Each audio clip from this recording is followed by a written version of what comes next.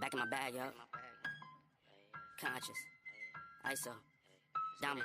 Back in my bag and I gotta brag, I do this shit for real. When we was down and we had nothing, we had to share a meal. We put the shit in overdrive with no steering wheel. Shorty throw that thing back in a pair of heels. Yeah, and she be riding on that thing like a Ferris wheel. Yeah, I love them dark skin, brown skin, caramel. You know I had to bring it to the hood like she Karen Civil when she keep on turning head. Cause when she walk that thing jiggle, jiggle. And we going back to back on them like we Huey and we Riley. This that back in my back flow, we back again so highly. This that back in my back flow, we back to change the climate. This that back in my back flow, we bring the force like Tommy. Back in my back flow. Back in my, yeah, back in my bag, yeah. I'm back in my, yeah, I'm back in my bag, yeah. I'm back in my, this my, back in my bag flow. Back again, yeah, we keep on stacking it, what's happening? Everything in Gucci got me feeling like I'm dapper then. Life has been a movie, yeah, so shout out to the cameraman. Pull up to the scene, it's going down like an avalanche. Steady going up like a travel plan. Homer Simpson face, lucky power plant. Yeah, I'm off that dope, like I'm back again to Vizzy. At the Millies, I don't club hers. Give the word if it's a cinch, Lord forgive me. Still having motion, dog, so why would I slow it? Make it rain on them, bust a band, then you throw it. We was steady having it, even at our lowest. High speed road runner, keep my motor going. Hey, people feel away, but they don't show it. Gotta watch the people that's around you, that you grow it. They be coming around you with some plans to steal your moment. Soon as I bust a nut, she be like, baby, where you going? Never slowing down, it's enough to go around. Yeah, you probably knew it's then, but really you don't know it's now. Niggas let it show and tell, but all my niggas know me well. It was either chase a dream or go to jail, but none of us ain't and we going yet. back to back on them like we Huey and we Riley. This that back in my back flow, we back again so highly. This that back in my back flow, we back to change the climate. This that back in my back flow, we bring the force like Tommy. Back in my back flow. Back in my, yeah, back in my bag, yeah. I'm back in my, yeah, I'm back in my bag, yeah. I'm back in my, This my back in my bag flow. Yeah, not for real. Double I. Do or die, you already know. Don't try. Yeah. Murray. Got the world in a spin. Blades in my hand, got the world in a spin. Javon's knife flicks, let the show begin. Every move sharp like the edge I hold. Stories untold, sharper than gold. Flick life, twist life, every frame tight. Knives on the screen, cutting through the night. Subscribers piling up like stacks on stacks. Javon's in the zone, ain't no turning back. Clicks and views, yeah, they fly like sparks. Knives in the dark, carving out my mark. From ballad songs, flipping to the sickest tricks. Javon's knife flicks, where legends are lit. Every video's fresh like a polished blade. Precision and grind, that's how dreams get paid. Cutting through limits, breaking the streak. Javon on the rise, every fan's heartbeat. From tutorials fire to unboxings insane. Content so slick, you won't leave the lane. Blood, sweat, grip, stealing every flick. And Javon's world sharp is the only pick. Flick life, twist life, every frame tight. Knives on the screen, cutting through the night. Subscribers piling up like stacks on stacks. Javon's in the zone, ain't no turning back.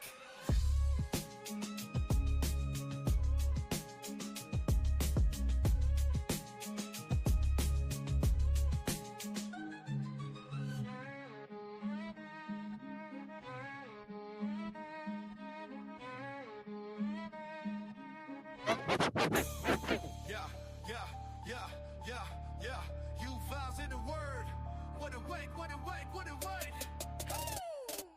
Late night creeps where the shadows grin. Javon's in the cut, let the games begin. With a flick of the blade, we dive in the sin. It's a marathon groove, not a race to win. The clock don't sleep, the knives don't pause. Chasing thrills, no time for applause. The world spins mad on Javon's claws, where the edge cuts deep in the night's great jaws. Sit and spin under the neon glow. Wide awake where the insomniacs go. Feel the steel flash, let the adrenaline flow. Javon's night flicks, it's the live late show. It's the live late show.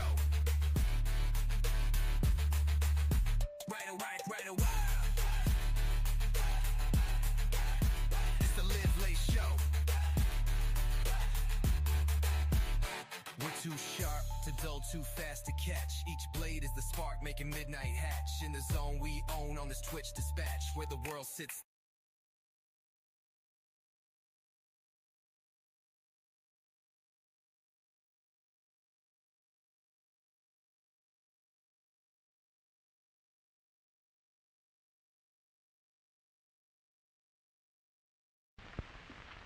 Harvey, want anything special for your birthday? Just a decent cup of coffee. You're kidding. I'm serious. Honey, your coffee's undrinkable. It's pretty harsh. Well, so's your coffee. You know, the girls down at the office make better coffee on their hot plates. Well, see you later. And he didn't even kiss me goodbye. You know, if I could just make a decent cup of coffee, I could relax. So, relax. Why don't you try Instant Folgers? Tastes good as fresh perked. Good as fresh perked? I'll surprise Harvey for his birthday tonight. Hey, great coffee. It's Instant Folgers. Doesn't it taste good as fresh perked? Better. Better than those girls make at the office? Honey, their coffee can't hold a candle to yours.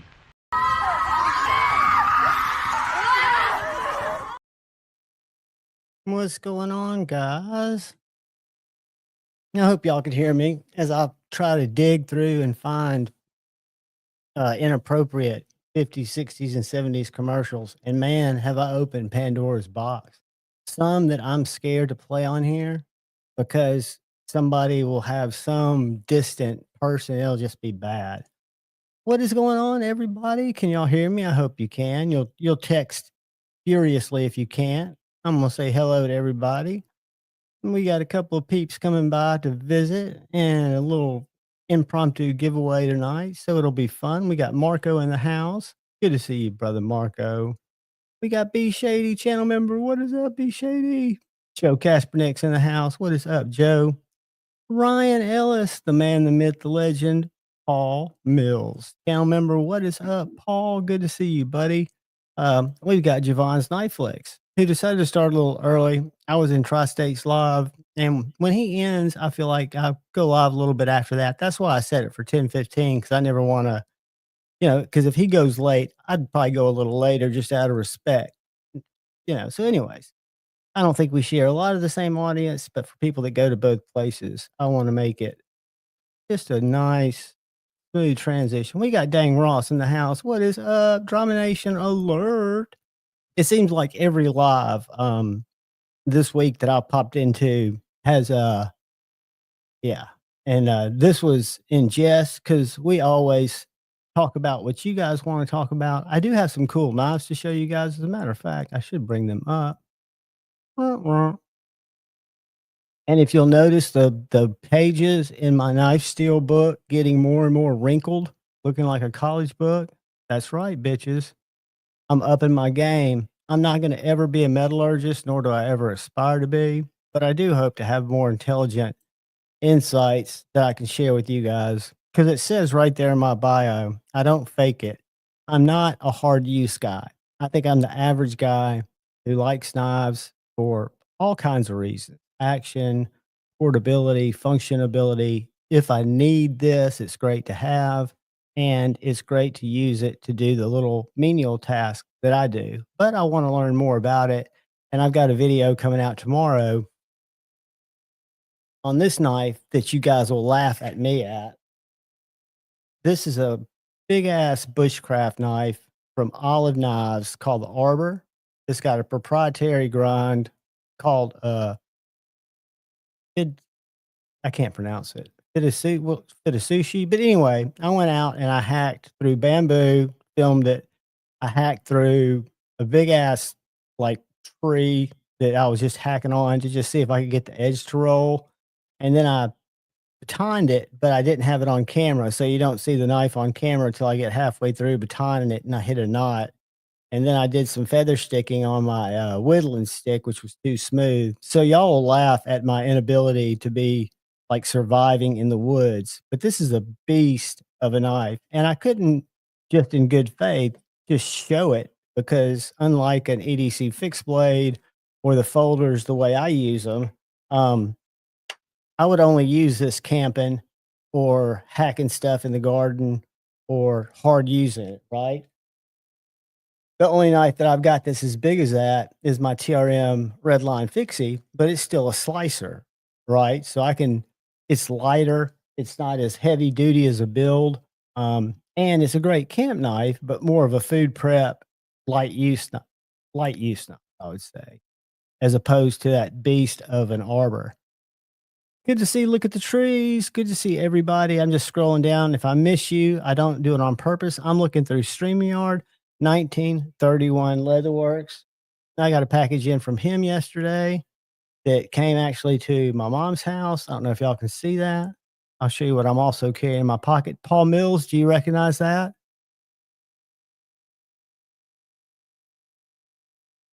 Paul Mills gifted me this little pedal he had made by Scott at Aries EDC. And 1931 Leatherworks wanted to start making sheaths for some of these and has just come out with an absolutely wonderful little appendix carry sheath. Like I told him, I carry it because I had it on a Kydex with a single strap. And in my left pocket, I don't know how many of y'all know Terry or 1931 Leatherworks. I know him by different names because he's been around the community as long as I have. But he's doing some really cool stuff with leather. So this is one of his slip joint slips. I just happen to have my traditional pocket knives QSP Hedgehog in it. But he can make them custom. He's got some for size. I'm going to do a video on him. I just want to talk to him about some of the methods he used because the way this is wet formed, I think you call it, it has got such good retention for a leather sheath. It's just something that mystified me. I mean, when it came, it looked formed for the knife. The knife was back in the Kydex, and I just want to learn more about the process so I can share it with you guys when I talk about it. But really cool stuff. Dude, absolutely, absolutely awesome. That's the man, the myth, the legend, and channel member. Richard Hopkins is in the house. What is up, Richard? Welcome, welcome. Channel member, good friend to me and to the channel. Marco was here early, and he's back. What is up, Marco? Good to see you, brother. I think I said hey to Paul Mills. I'm sure I did, but I'm gonna say hey to him again because he's greeting everybody. And I love seeing y'all chatting to each other. What is up, Todd Carr? Good evening, my friend. Todd is our friend from a little bit north of North America, well, north of the United States. And I need to see if Kyle shows up because you should be. You won the tripper, didn't you, Todd? I think you did. Joseph S., what is up? When Jason was on, I think you did. Um, and I'm not sure if Kyle has gotten that yet or has gotten it to you or how that's going. I do want to follow up on it and make sure. I always want to make sure because I don't know if y'all know. Y'all do know. If I can think of the name, the screen name, I'm trying to picture it. He lives in South Africa. Gareth HB. That might be his Instagram. But I did a Instagram giveaway.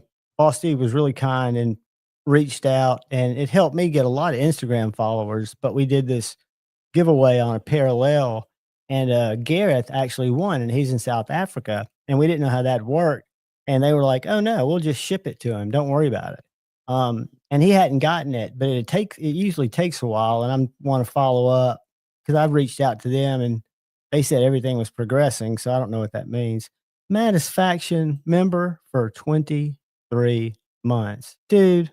It is always so good to see you. I've got to give Faction a man hug. I know this drives a lot of you crazy, but that's why I enjoy it.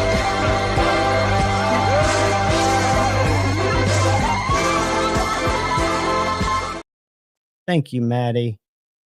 Dude, I appreciate your support so much. I wish I was able to support again like I was. I have kind of been in what you would call a slump, but I'm pulling out like you wouldn't believe. Before Blade Show, I will be squeaking in there, even if I'm all battered. Kevin Smith and Knives, channel member, what is up, brother? Good to see you. Good to see you.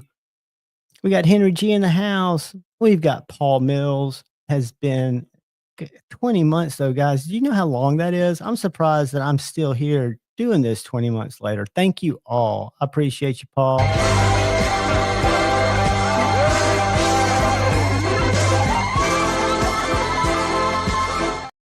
We are doing it.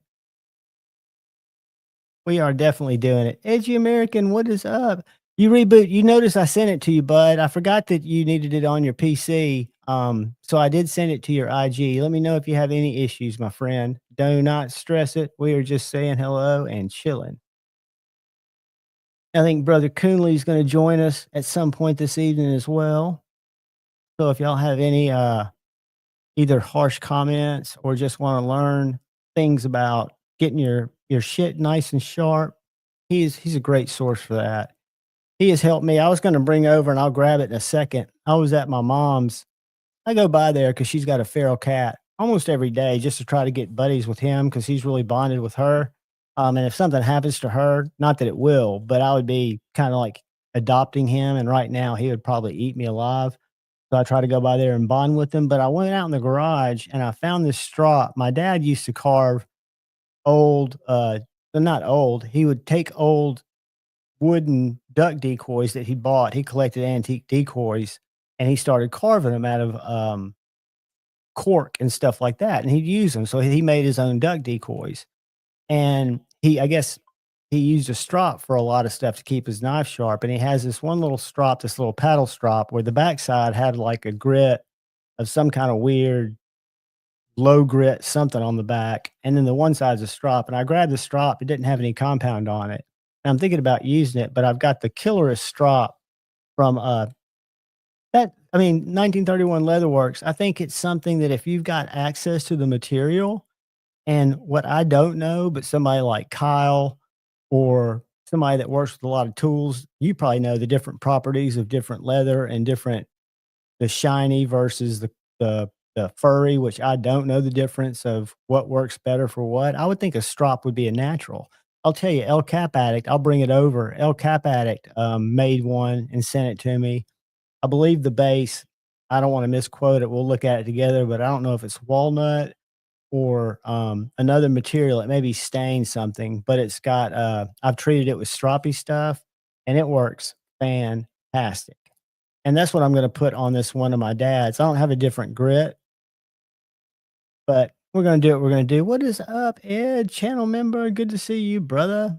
Welcome, welcome, welcome to Insomniac Sit and Spin, where we're just going to take it easy and talk about what's on your mind. I'm going to show you guys some knives, some thoughts. I've got some, I think we might have done this game before, but I've got some of my kind of favorite American knives and then some of my favorite Chinese knives that are designed by American designers that make custom American knives, but they've partnered with a company overseas to bring their custom designs to a more affordable audience, I guess, or a wider audience, which I think is cool. I can get behind that. SC Knife Monkey was making strops. That's awesome. I mean, just support each other, guys. And the coolest thing is there's so much talent in this community. I'm looking at what Shane is turning out. I'll look at what Joe Lancelot Leather's turning out. What Terry 1931 Leatherworks is turning out. I mean, it goes on and on. If I think of any type of EDC gear, from ferro rods to janks to all kinds of stuff. I mean, there's somebody making it. Joe Isabella makes some of the coolest, either functional desk guard, as I call it, or pocket jank that's out there. I mean, there's just so much. There's a lot of talent. You're right, Paul. And what's great about it too, at least, and I've never been a creator that can make stuff, but it does seem to me that there's a lot of, I guess you'd call it cooperation more so than competition. That everybody's kind of looking out for each other and helping out. And I think that's a good thing. I think, you got Forrest, who I can remember, I've still got a Hank from Forrest that just has his logo on it. He hadn't yet gotten invested in that really nice machine that he's got that enables him to do. What is up? The Knight's Edge, the man, the myth, the morning legend, who I try to catch, and guilty truth, the Knight's Edge. I turn you on, and then it's not your voice. I think it's just my time of the day, night, kind of when I'm not all together. And if I'm watching any content that has just rhythm to it, I fall asleep on the spot. So I apologize. That's part of getting old. Paul Mills got his alligator slip for his American Blade Works slip joint from Grizzly Bear Leather Crafting and sent me it. Where'd you send me? Did you text me that or did you Instagram me that? Because that is beautiful. Is it on Instagram, Paul, or could you send it to me? Because there's no way I can show it because it is sick. I would love to show it off for Grizzly Bear Leather Crafting just to show that, because to me it looked very unique. Good to see the Knight's Edge. Channel member, welcome, welcome, welcome. That is right. And I'll tell you, it's funny. I think I've already said this once, but I'll say it again because I always do that. That's part of my MO, is forgetting what I said before. But like I prefaced it with, I think I've said this before. The night about 3 Mondays ago, when Pocket Metal kind of went off and the stream kind of disintegrated and went to another channel, and the stream ran for 8 hours, I would check in because I was worried about Pocket Metal, and I would check in and the stream was still running, but there was like 17 people in there for about 3 hours, which I know it was me, somebody like me, asleep on the couch or in the recliner. And then when it finally ended, I think there were 8 people in there. Paul, if you text it to me, I can't show it off my phone. Are you not on Instagram, or are you? You're on the gram. Did you see if you can Instagram it to me? You can take that same picture if you haven't deleted it and shoot it to my Instagram, and I can pull it up right here and show it on the screen where I can unhook my phone, which is what shooting on my knives and then I have to hold it up and people won't be able to see it. Have you put it on your Instagram? Because I can go to your gram and do something. Hold on. I won't share until I see. Whoops. If y'all are talking about me, I'm defenseless.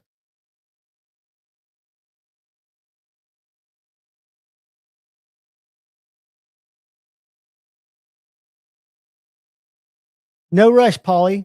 I'll just show it off because it is beautiful. And again, my memory is so.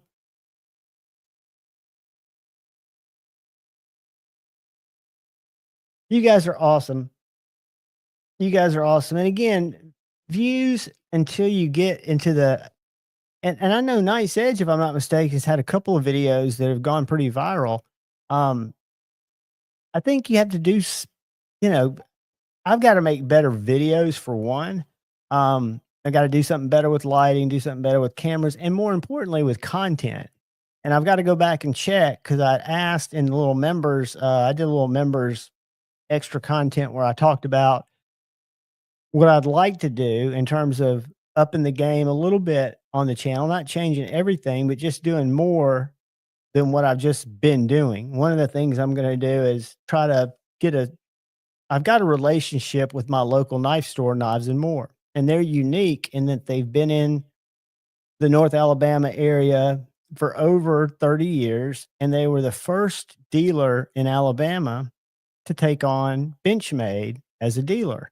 And the unique thing about John, who owns it, is his Benchmade purchasers have been buying from him for years and years and years.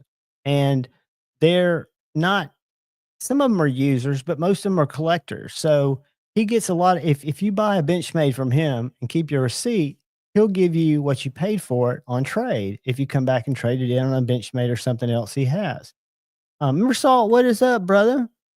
And I want to get kind of a segment, not like kind of like what Stasa does, where I go down there maybe every other week, maybe once a month, and just show, because I know Zach's interested, but show his layout of odd Benchmades. I'm not a Benchmade guy, but I know a lot of people are. And he also carries rare Protex, and he gets a lot of things in on trade. I think right now he has a Roosevelt, couple of other really nice American knives, because he's just plugged in. They go to a lot of shows.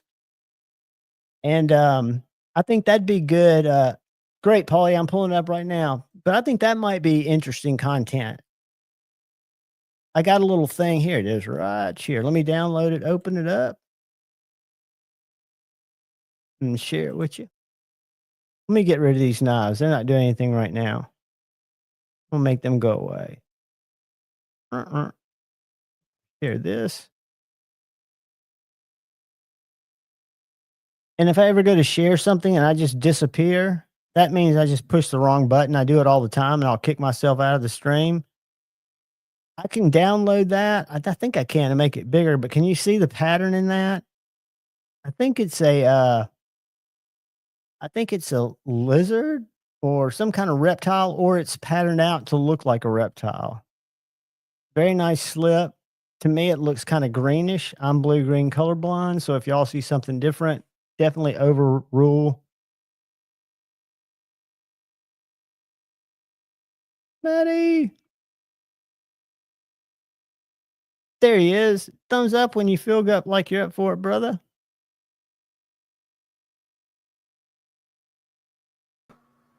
Say howdy to Edgy American. I thought I pulled these off. Let me make these go away. You ain't gotta make them go away. No, they weren't doing anything. They're just wasting time. They're just laying there waiting to jump up and cut somebody. No, what I did is for no other reason. Have I shown you this? This is my squirrel brain. I won't show it now. I was watching earlier, yeah. Dude, this thing's a trip.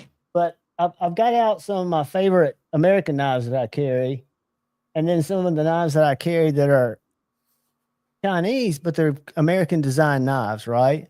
Right. Like the one that right now, and I haven't experienced a ton of knives, but that I would pick for my favorite knife has been this one. And it's so many people won't like it because it's different, right? It's very different, but if you've ever handled the custom, like Stevie has, Yeah, I'll say this, and I don't know if this is going to relate to everybody. The first thing it reminded me of was a South African custom, just in the fit and finish and feel, and it's just everything's like its own greased glass. It reminded me of a high end South African custom. Scott Steele's knives do, and I don't think there's anything out there like it. In all No, honesty. it's truly unique. I don't know how long he worked with Concept, but I'll share this with you, Shane, so you can see what you think about it since you've handled the other one more. Yeah, I know the other one's a thicker build. it is a little bit. The tipper I handled was a little bulky. Not, I don't want to say bulky, but it is a little thicker. I like that though on a length like that. It doesn't. It's not super lightweight. It just feels very high end, and I don't even know how to explain it. I don't care for the blade shape at all. You know, it's just, it doesn't speak to me. I get it. It probably in use is probably excellent, but you know, the guy that makes it to the end result, it's all top notch, top notch. Yeah. What does the Dip Tipper do? It's a collaboration between Edgy Blade Works and Concept. So Edgy, I guess, Blade Works, and what's his first name? Did you say Scott? Scott Well, Steele. he licensed this particular knife, and then Concept would send him a prototype. He was like, yes, no, change this, change that. I've seen, but I've not held the original. But this knife for $177. Now it's S35VN. So they're not using the best steel, but it doesn't, again, I'm learning about steels, as you can It's see by fine. my book here, my Bible. It's 35 is fine for that knife. And it's just a different, for me, the Norseman looked kind of penisy. And this to me looks like a Tonto that's out of I'm glad you brought that up. perspective. It's a better steel than the Norseman's made out of.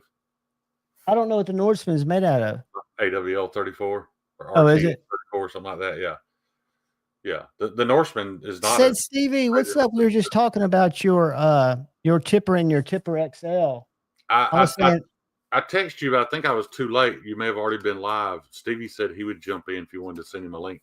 I can send him a link right now. They're coming to his Instagram. I was going to try to forward it, and man, You're technically challenged, dude. You don't ever have to do that. Don't ever put your computer catch on fire. Don't ever put yourself through that kind of stress, dude. You don't deserve it. My power had flicked off today, apparently for a short amount of time, and I didn't think about it when I sat down here on time. The computer was completely off, and it takes about 20 minutes to get this thing.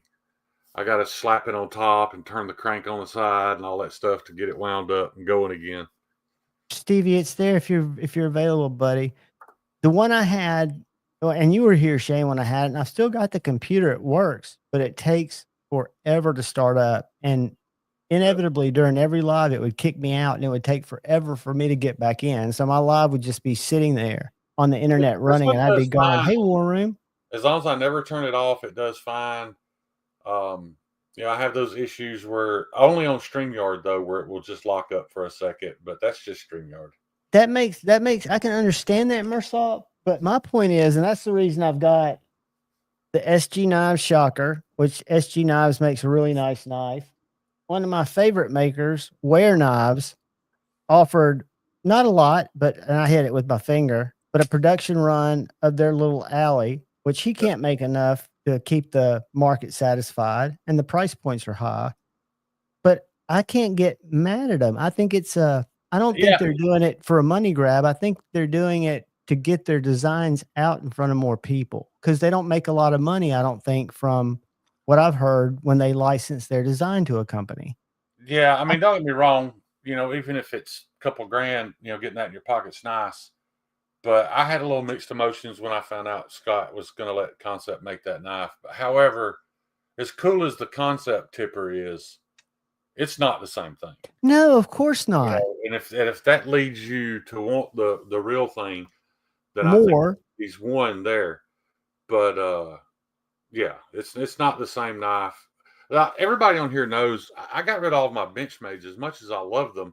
Now, I got out kind of before their pricing got a little ridiculous, but I loved Benchmade, and I got rid of all of them because I struggled with a thumb stud, and that tipper, dude, I could literally put what felt like 2 ounces of pressure against that thumb stud, You and can't that fail thing it, dude. flew open like it was spring loaded. I've never experienced any a detent like that. And for somebody like me, Better that than one the day, Evo, better than any high end knife I've ever handled. and Better than the the Aries. I don't think the concept aspires to be as good, but for somebody who'll never be at that range, it's a great way to experience their unique design. It's a more affordable option. I mean, I can't afford a Scottsdale tipper. What are they? Stevie would probably know better. I'm guessing they're upwards of $800, maybe more. I know some of them are more because he does some work in mammoth molar and With things like amazing handle materials. His handle materials are out the yin yang. Paul, I appreciate that. Tomorrow is my birthday. Is tomorrow your birthday, dude? So your birthday is in an hour and a half? Yeah, I didn't bring it up on my live stream because I didn't want people donating money. I don't care about the money. I'm just really mad that YouTube took y'all's money last year and they just kept it. I never When you got it. got banned? Yeah, I got banned right after that one, and I didn't care. But they should have refunded y'all's money. That's not right. That's not right. No, they kept your money, and so that's why I didn't mention it, and I don't need it. But I do want to remind you, John, I did finally bring it home, so we can give this away tonight. Get it shipped off to Kyle. We can do the giveaway. My camera's not great, guys. That is black linen micarta, so it does have a little texture. It is a little dry at the moment. I love the narrowness of that little handle. Is the thug that narrow, or is the thug a little thicker in the handle? The thug's a tad thicker, just a little. When I say thicker, I'm talking the height, I guess is the wrong word, not the height of the knife. So if you hold it the other way, the height is also a little taller. This is tiny, man. I love tiny, dude. I really think I do like it more since I added the choil. And I don't know if it shows up on camera, but right here in front of the choil is make you big. There's a little crescent that's unsharpened. And I did that hoping, I don't know if you can see it from my phone. Yeah, you can see it there. That little crescent, that's unsharp. I did that hoping to give you a little space. It's kind of a sharpening choil. It's kind of just a little. I can see the separation between the finger choil and the sharpening choil. You can see, guys, this grind, it's not perfect. It's fine. It's not representative of what I want to do, but I just hate it just laying here. I mean, I can either throw it in the garbage or I can give it to somebody, and maybe it's a great knife for them. It's a great knife, dude, and you never know. It might fall in the hands of somebody who wants to buy one of your knives. You never know. But yeah, we're going to give that away tonight because I've been promising it for a month, and I apologize. But I'm going to send you that one. I'm going to send you yours. Yours does not have that choil. It has a sharpening choil, but it doesn't have that finger choil. I love it, dude. So I got a few to get out. And again, here I am on a live stream apologizing. I've not been very productive, so there's some stuff I should have already shipped that I haven't. Not going to get too deep into that. I'll just apologize and move on. But yeah, I am excited though because I got to ship you this Shaman too. You the man, be shady. For those AWT scales, dude. I've got them sitting right here with my tools. I don't know if I told you. I'm really curious to see if it takes over, dude, because I am so in love with my Manix 2 and Rex 45 with my AWT Cody Tan scales. Those are textured. You can barely, the textures is super light on these though, but I don't need high texture on that.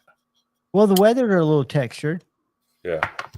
And I think you'll really like them. They're beautiful. Mine came in Monday. They're cobalt blue.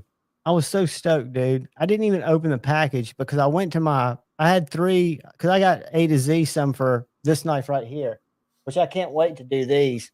If I could get 3 sets at that price. I got these scales, guys, at like a 40% discount. Let me make myself go back on the screen. Yeah, you used to say you're not on screen. I'm an idiot. Oh, yeah. And this knife needs scales, guys. Yeah, I This always knife, thought the scales felt a little cheap on those. It's well, nice they knife to feel, do. and to me, they feel sharp right here. They don't in A to Z's hand, but like I've got the stitch, but my stitch is in aluminum. And I think these will be, and I've taken it apart. I was surprised how well that ram locks contain. So you don't have springs flying everywhere. Yeah. I'm doing this one. I've got yours ready to go. I thought I was going to be doing mine yesterday. So anyway, mine came and I wanted to be able to unbox them and say the right ones that I ordered because I didn't remember. They were for the Krug Harder dude. I had to reach out to DC and say, hey, man, my fault. If you want me to, I'll sell them on the secondary, but I haven't even opened the pack you sent them in. I haven't sent back you today. If I could get a regular set, with the liner delete, he was like, absolutely. Yeah. And I hate that because I hate that you don't have the crew card to put them on. I do too. I almost wish I had that knife. Yeah. And I think Pocket Metal had it, but I think he tore it up when he was trying to put those other scales that he ordered on it. Yeah. But yeah, I wish I had the Krug Carter knife, but that's the reason. I wish I knew I would carry it because I would buy that knife. But every time I get a PM2, I just don't. I love it. I appreciate everything about it, but it's not for me. I've got this pair of 3. By the way, Kyle, I finally cleaned it up and got the action back working. All I did was held it under the kitchen sink. YouTube music portal. Sprayed some Dawn dishwashing detergent in it and cleaned it out. I did re-oil it after, but I love this little knife too, and it did a good job of standing in for my Mannix, but I don't think it compares. I think my thing is the thumb ramp. I like the more muted thumb ramp on the Mannix than I do pair of 3. What blows me away is you got a much bigger hand than me, and I got rid of my pair of 3. I love the pair of 2. It was my number 1 EDC knife when I looked at them objectively. That actually makes sense, John, because the issue is on the PM2 is that my thumb feels bunched when I get against the ramp. And it's odd that it doesn't on the 3, but I hold the 3 up a little higher. I don't typically utilize the choil on it like I do the 2. So it's where the 2's cramming your hand in there. I hold it different, just out of instinct, and it's not comfortable where this can be. Again, like Scotch likes to say, it's a me thing. It's just something that and you're entitled to that me thing, dude. Mm-hmm. I don't have it with me, but the one I'm putting scales on, it's right over here, is my S110V. It was the second knife I bought. It was the second knife I bought. I bought it at Knife Center or St. Nick's. When they were in the Park Place Mall. There. Buddy, I haven't sharpened it. I haven't stropped it. And I know I've cut 15 Amazon boxes with it. I dread sharpening it, but I think I can handle it with diamonds. Cheeto, I see your Mannix 3 comment. Let me find it, Cheeto. Cheeto, you know me. You have to. Rob's Nerdy Knives, what's up? I'm glad you're doing it, though, John. I know those are nice scales you have on that knife, but I've never liked them. I don't know why. I just didn't care for that snakeskin pattern. I took those off. Those are where'd it go? I put these on that one. So I've got 2 pairs with the rock scales, but I didn't like them either. The ones that are going off are the ones that when I traded Keith the Knife Freak, I bought that knife from. I'm looking for Cheeto's comment. And 1931 Leatherworks, you're exactly right. I don't have my Mannix 2XL here at the moment. My Mannix 2XL is in a safe where it will probably spend the next 6 to 8 years until my grandson gets it. So, that knife meant a lot to me. It was gifted to me, and I was worried I'd either ruin it or lose it. So I've decided to pass that. That has become an heirloom knife.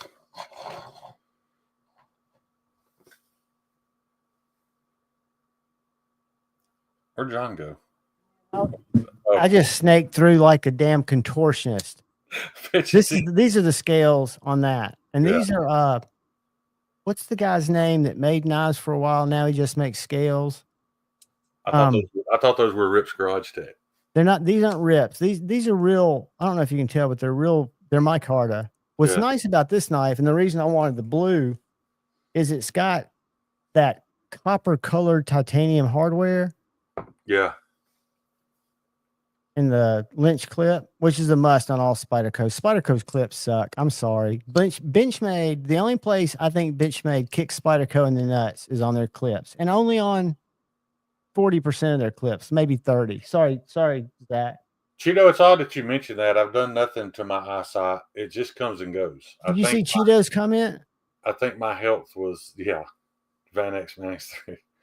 I think my eyesight just kind of rides that roller coaster with my health. And I've got my blood sugar where it needs to be. And all of a sudden I can see again. So, yeah.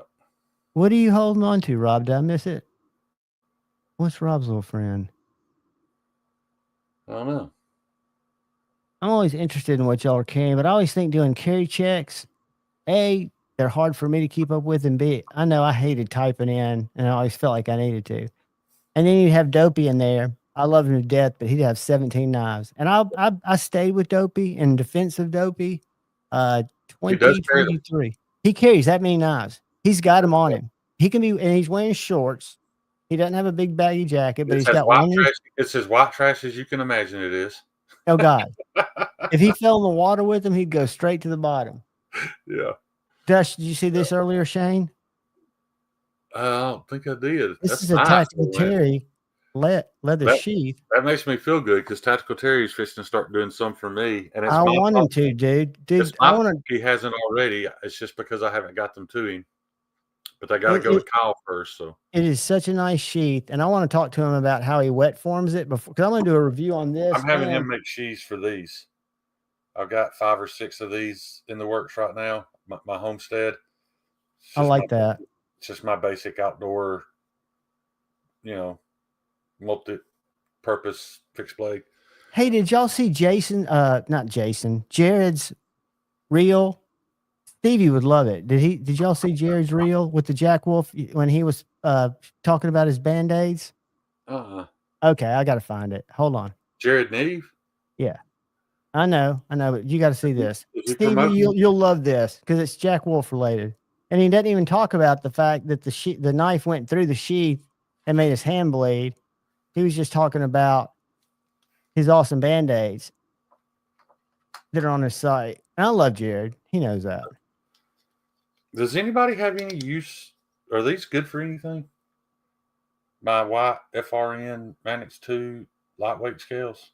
If anybody's looking for a different color, did you see it, Paul? I'm going to show it right here. Here we go. Tell me if y'all can see it. Anybody wants some, let me know. I don't have any use for these. Tell me if y'all can see this. All right. All right. Do you know what's getting ready to happen? I'm going to tell you because you might not see it. Yeah, he's going to cut through the sheath. Okay, good. Here we go.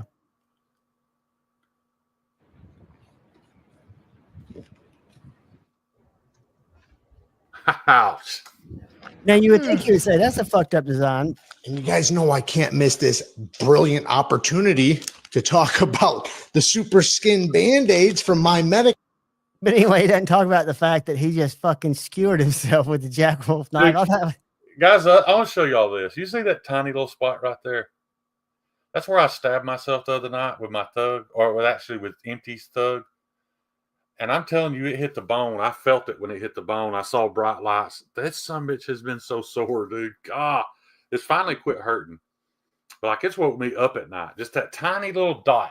But it's because it went in and hit the bone with that. Can you see those two little dots? Oh, yeah. That's a freak accident right there. It looks like a bite.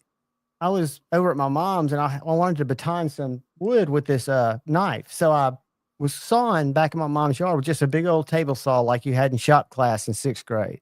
Yeah. Well, I set it down on the ground and I was pushing the stick like this. Well, somehow my hand went back and just my nail hit the 2 of the tangs of the fucking saw or the blade. I pulled up, I was like, damn, that hurt. Dude, it went through my fingernail. Yeah. And made my finger bleed. And it hurts on this side. It feels worse than a cut. This feels like, when you get a bad cut on your fingertip and the whole thing hurts.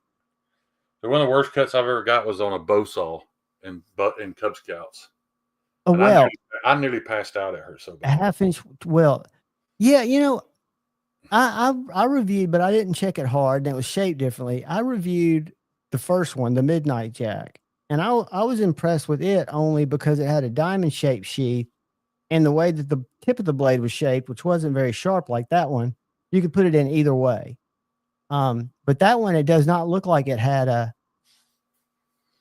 I sent you Video Is shows. that Jack Wolf Oh, Fixie? Joe, I didn't see that. Hold on, buddy. Hold on. Is that the American-made version?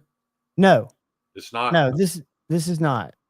Then fuck that. Nah. Jack Wolf says we improved these sheaths over the original midnight sheaths. It takes a lot of force now to push through one, but as Neve showed, it's possible. No need to shove it in that hard. Just ease it in. Says Ben. Ease it in. I'm gonna share these comments. This is fucking goddamn interesting. Everyday Carry, Brother Ray, who wears a bulletproof vest now, says, I got stabbed on my Jack Wolf Fixie too, right through the sheath. Well, how could I like that? I thought I'd like it. Well, that's not Ben's fault though, because he doesn't design, build, or doesn't do any of that. He just markets Chinese knives. So it's not his fault. No, but Shane, credit where credit's due. Designers. I'm sorry, I'm being. I know you are. But if I'm being a designer like these guys, I'm trying to say, I get it in some cases, right? I can understand it, but I guarantee you, Wear Knives is checking these for, and if it was a fixie, he'd check it for things like that. Yeah, and I'm sure Bark River will check it for things like that. That Bark River's the one, or is it LT Wright? I don't know, but I'm never going to buy another one. Whichever one it is, I'll never own. What's up, Michael?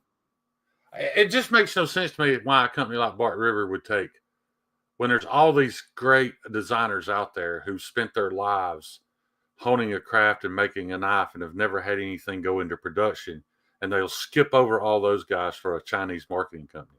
I can tell you why. Whoever you are, Bark River, whoever it is. This is all truth, and I think you can agree with it. It's an American marketing company that's very good. What's his name? Ben is a very good marketer. I get it. But why couldn't LT Wright make a knife for Ramon Chavez or whoever?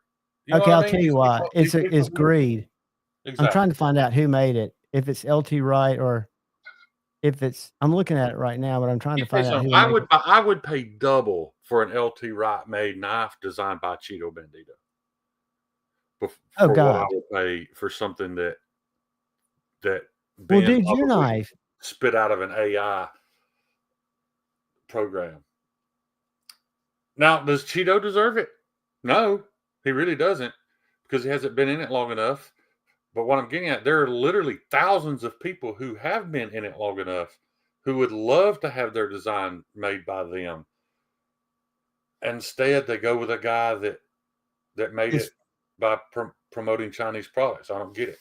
But you know why? You know it's because they see it as the same reason. I'm going to say it. I'm going to say it. Y'all are going to slap me down with the same reason Whitty wanted to buy those knives from Steve so bad. They're an easy sale. Right. It's an easy turnover. You don't have to think about it, right? You don't have to promote it, really. Because it's got its own promoting wheel, right? Ben's done a fantastic job. Ben is a great promoter. He's a great promoter, and he's a very likable guy. I like Ben. He's not as great now that he's so busy defending himself. His defense approach is played that a lot better. I think me being a business guy. You know what he had to do to defend himself against me, John? Absolutely nothing. He could have just ignored. He should have just ignored me. I'm nobody. If you had 2 million subscribers, you're nobody. To get into a Discord about something that's a disagreement in a chat room will never come out good for anybody. I draw your attention back to Metal Complex's 96 comments in a post that wasn't related to the post that was made a comment about, which was hilarious. You don't do that. It's just not. It's not worth it. You always lose. You know what's crazy about that situation? He still doesn't know. And it's fine. I wasn't. He never did take the time to realize. Oh, this wasn't even about what I thought it was. He never took the time to realize that. Or he's smart enough to where he did realize it and he knew not to talk about it. Right, one of the two. I give him a little bit of credit. He could have gone, wait a minute, I'm looking into this because I'm going to burn. Wait a minute. Ooh. Yeah. I was, but one thing I've seen Metal Complex do, I don't know if I've seen him do it in personal, but I've never seen him getting a lot of personal beefs. I've seen him come out and say he was wrong about shit. Yeah. And I think that's strong. Yeah. I haven't, but I haven't looked for it either. So. No. I defended Metal Complex. When the whole Slicey Dicey thing went down, a lot of people were mad. I can't believe you don't have a comment. He didn't have to comment. He had nothing No, to gain by commenting. He didn't have to. He just let that take its he knew course. that was going to take its course, and to pile on or to make a comment, only it does is it brings negativity to a platform that he was building at the time. I can understand that. I understood it completely. I even messaged and told him, like, hey, man, I get it. Don't let these guys force you into saying something you're not comfortable talking And about. what I think is silence in a situation like that is so much more powerful that if he had come out saying, like a lot of these people do, and piled on and say, I can't believe you did that. That was so wrong. I didn't know about it, blah, blah, blah, or whatever. Or to come out and say, he's not that guy. Just to keep, there's nothing to add to it. Yeah. I wonder where Stevie is. I wonder where, I don't know. He didn't say he was going to join for the whole thing. no, I know Collie was there, but maybe he'll jump in a second. Colin may have fell asleep. I ain't seen him in the chat. I talked We to need him. to, He got his belly full of artisanal pizza, so he's probably. is he traveling?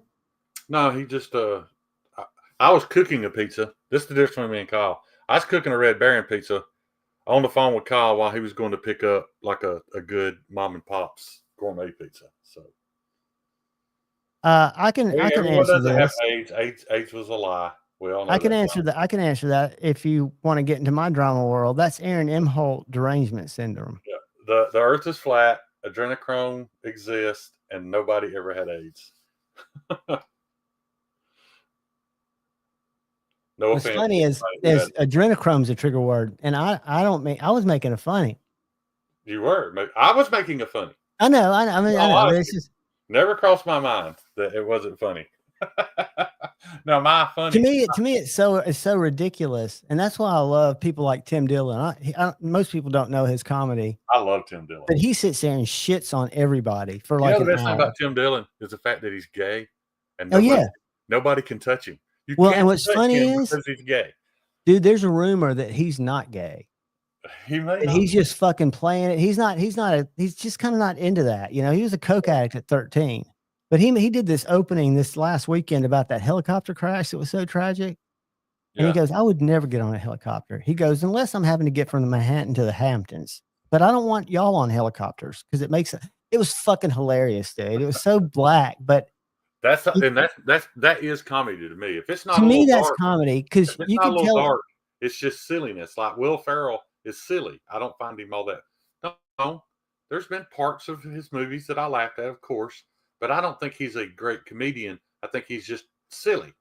Now, Adam Sandler is also silly, but I like him better. Clean. To me, that's clean comedy. To me, shock comedy that makes people think about their deepest, darkest, horrible feelings. There's something and I'm not a proponent to making people feel. You're not going to touch on racial sensitivities and but you got to make people and all that stuff in your comedy. I'm probably not going to watch it. No, and I'm not saying that. I'm just talking about difficult issues. I think the GOAT is David Chappelle. The way he can tell a story, and he can get the audience thinking he's going down a road and take it down a totally different road, and it's poignant, right? Because he's got all the passes, but he has some really interesting. I mean, a lot of them do. That's what comedians. What do you mean he has all the passes? I'm just kidding. No, I don't mean he has. Well, not all the passes. I mean, he's got the credibility. He's a pretty big pass, though. When I didn't even mean it on color. I meant it. He said, "Fuck you" to the establishment. Yeah, ducked out of it. So he's not. To me, he's not doing it for anybody but him, and he enjoys it because he can walk on stage. I've heard of him walking on small stages to work out sets, and seen him on big stages. Yeah, I've heard him walking up to a crowd of 20 people to try. And Netflix was going to cancel him. They had people that walked out of Netflix during that. And again. Mearsalt, you're incorrect though. Kyle is a very, very average, very normal looking dude. He is. If you go to the grocery store, you're going to pass 10 Kyles. You would, and if you passed him, I've seen Kyle, I think twice, and if I passed him in the grocery store, I probably wouldn't recognize him. If he had a hoodie on, I definitely wouldn't recognize him. Yeah, Jeffrey Dawson, what's up, Dawson? That's a very good point. That dude is super funny. Because he's a little edgy. I find that humorous. And if you can't take a joke, man, fuck you. Rody, what's up, brother? 3 kinds of people in this world, Team America. But I think that's the beauty of a group of people that can sit around and they can rib each other. And I know it's hard in a chat. I mean, I used to have issues, I've told y'all, with this ex chick that I would text the sweetest thing and it would just be blown up in my face. How could you say that? And I'm like, whoa. And depending on what psychosis you're dealing with when you read something or what mood you're dealing with, it changes the meaning of it. But we've all got to realize that we're big boys and these are people typing jokes or ribs to each other. And there are always going to be people that hate your guts. I mean, I've come to realize that. You read my comments? I took a picture of Cheeto's comment. Kyle looks like he drives a Maxima. Where is it? God, how am I missing it? I got. He actually looks like he drives an M Series BMW. He should be up here to defend himself. I'm hoping he's going to come and he'll probably text me. No, let's see if he's texting me. I can see it on my watch. Nope. I think Kyle would, at Kyle's prime, he would have scoffed at a Maxima. He comes in a little later. I think he's good for about 30 minutes to an hour. He made me the other night. You probably weren't here, Shane, and they've dropped them from Amazon now. They've got some other ones, but I'd watched this video on magic mushrooms that you can buy on Amazon that you shouldn't be able to. And so they're delicious for one. If you like gummy bears, they're freaking delicious. So early in the day, you get 10 in a pack. So I ate one early in the day and I was like, man, I can kind of feel that. It's delicious. So for the show, I took 2. They look like little mushrooms, like little cartoon mushrooms. So I took 2 of them and I just sat here and I nibbled on them, dude. Kyle like shut the show off. He's like, dude, we got to go. And I wasn't doing anything really weird. I haven't gone back and watched it because I don't watch my shows unless I do something that upsets somebody. And if I do, please draw it to my attention because I do want to learn from that. Good night, brother. Have a good night. I know Tuesday nights are just for, I don't sleep. I'm a night guy. And since I'm not working now, at least I can do is be live for a while. But I did pose that to the members on my little members content thing that, maybe I should just go live Fridays or just go live Tuesdays and not go live twice a week. Because it's a lot. Cheeto says Kyle looks like a pimento guy with an olive on top. But the problem is you can't be bougie like Kyle and live off of Dino Nuggies. The hardest thing I have connecting in my brain is I've seen Kyle twice. Yeah. And I know Kyle sharpens, and I know I've talked to Kyle on the phone numerous times. But to picture Kyle, and I know I've seen his iron pants, but to picture him in a pool hall or in a poker hall, bringing people to their knees is just, I don't doubt it. It's just, I'm trying to put that visual together. I mean, I know he would probably be I bet he would be deadly at poker because I think you would think you could take advantage of him. Right. Psychologically. Now, pool, I've never seen him shoot pool, but I know some people they're crackers. Yeah. They can do it. I don't mean cracker like cracker. I mean cracker like golf than he was pool though. I could be. Oh yeah, dude, and that's all those games and chess. Isn't he real good at chess? I don't know. Kyle's a smart guy. And it's a different kind of, or it's not a different kind of smart, but it is a different part of bringing your brain and muscle coordination together that drummers have it. I think he enjoys anything that involves, the mathematics, the angles and the spins, and that's why he's good at golf and pool. But dude, I've been I'm gonna share this with y'all because it drove me down a black hole. So anyway, y'all might know about this. Some of you that are math adjacent, math aware. So this knife that I've been reviewing, this Arbor Knives, has a proprietary grind, and it's called a Fibonacci. And I asked John, while you're on this, I'm very thirsty. Don't grab me something to drink. Yeah, grab something to drink. I'll be right back. I asked A to Z, my buddy. I said, yeah, it's a proprietary grind called Fibonacci, or whatever I just said it was. And he goes, that's the mathematical sequence that's been around forever. And so I started Googling it. And it is, I don't know enough about math to know what the Fibonacci sequence is. But I put it on my thumbnail and it's the same everywhere. And it means, a series of numbers where each number is the sum of the two preceding numbers. So I get that. I don't understand this graph that's repeated through everything I Google, but this grind on this knife, it's convex at the final grind, but it's got these different grinds up the side of the blade, and it seems to help reduce drag. I mean, I know that's the marketing idea of it, and they've got it patent pended, which I didn't know you could patent a grind. But I guess if you could patent a hole, you can patent anything if you've got a lawyer. But Fibonacci, y'all research it. Let me know if you know anything about it, if you're mathematical or engineers, what that means and why that would be applied to a knife, even in a name form. Because to me, it seems like an odd name that you'd have to have some knowledge of knives or math and that equation to what it would mean. E equals MC squared. That's right, Bama Ninja. I like the I can't paste a picture. I was gonna get it. There's a guy here in Huntsville who does engravings on. He did a fidget for me. He does engravings. He does pry bars. He does slide engravings. He's an amazing worksman. He used to work at NASA. He's an engineer. But I sent him. I was going to have the chemical of a famous fungus etched into a fidget piece I was going to do. And he said, "Oh, wow." He goes, "I know exactly what that is." And he knew what it was because it was just the chemical makeup. It was this right here.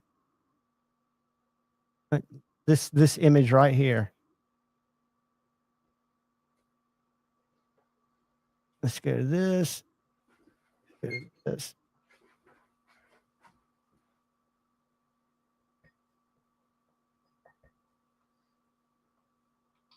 I don't type as fast as Cole does. This is what I sent him. And I said, "Yeah, I think this would be cool to put on." I don't know if it was going to be a wallet. He was making me something. And I just was going to have this on because this is the chemical molecule that's psilocybin. And he goes, "Oh, that's psilocybin." He goes, "We microdose LSD." All of him and his NASA friends do. Lancelot Leather. Okay, it's a number that describes how pleasing.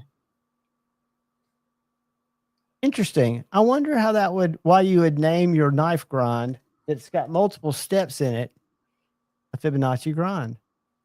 I know there's things that those stepped grinds do well. That makes really good sense. If I understood that.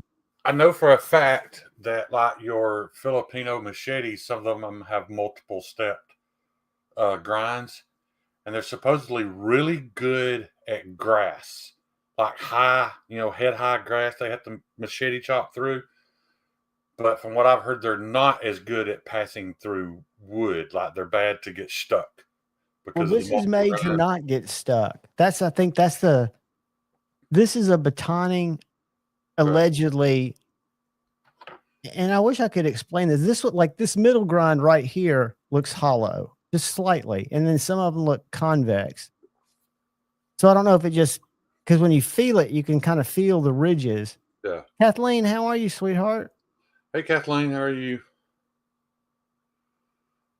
It is definitely a chopper, though. It's not a finesser knife by any means. I think I learned that from Lynn Thompson, if I'm not mistaken, though. That like one of the grass machetes have a stepped grind on them. Is he still around? Is he still consulting for them?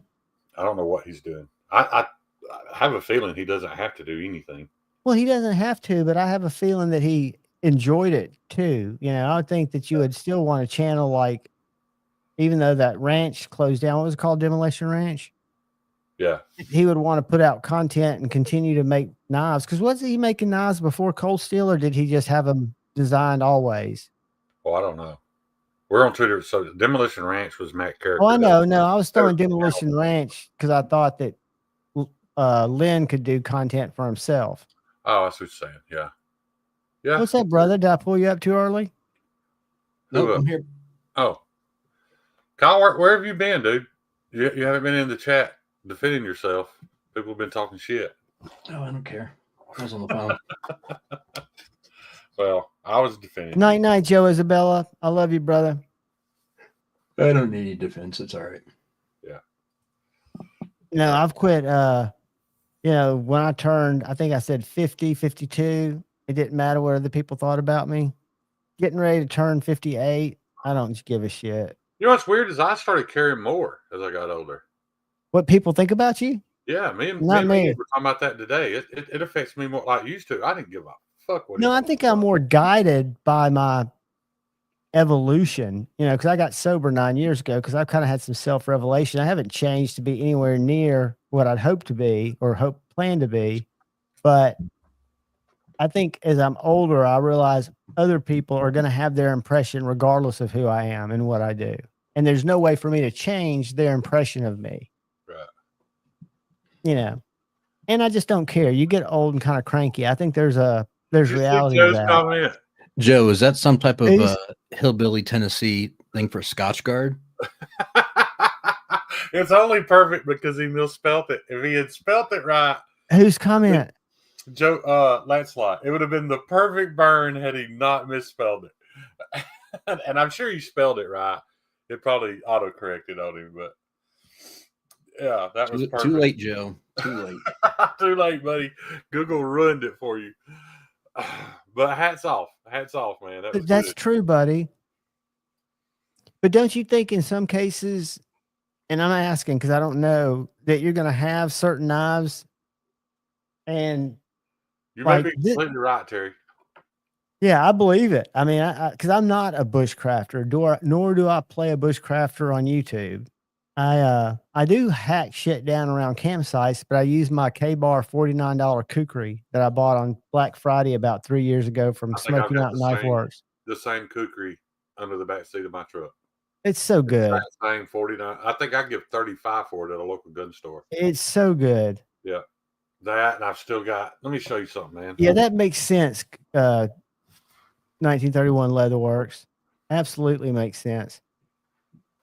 And I'm learning about some blade geometry, but I don't think it gets into some of those more complex grinds. Think of it this way: when you're splitting firewood, or splitting a log, and it gets too thick, you have to put a wedge in there. What's the shape of the wedge? A triangle. Correct. But it's also trying to push away those two parts without getting stuck. Right. So with these little ridges that run horizontally across the blade and have raises, kind of like steps, when you're pushing it through, keep it from getting stuck, it's supposed to make passing through materials less likely to get bound up. In theory, yes, but I need to test it more and do a long-term video on it. I've mentioned before, John, that I got into knives because I got into survival, bush prepping, bug out type stuff. And then when I got to knives, like nothing else really grabbed me as far as knowing if I had the best available tool or even carrying until I got to knives. But this was what I bought to go in my original bug out bag. I still don't regret it. It's still one of the best purchases I ever made. But this the Cold Steel GI Tanto, I think it's $35 on Amazon. It's $10.75. It don't hold an edge for shit, but it don't need to. And it's not slicey at all. It's a little too thick ground. But that saber grind does bust wood great. And I can sharpen it back in just a matter of a couple of minutes. This is probably the best money I ever spent on. What'd you call it? What's the name of it? The Cold Steel GI Recon Tanto. And I would still go to war with this knife. Well, are you cutting anything with? Like, if you chop with it, do you have to redo the grind?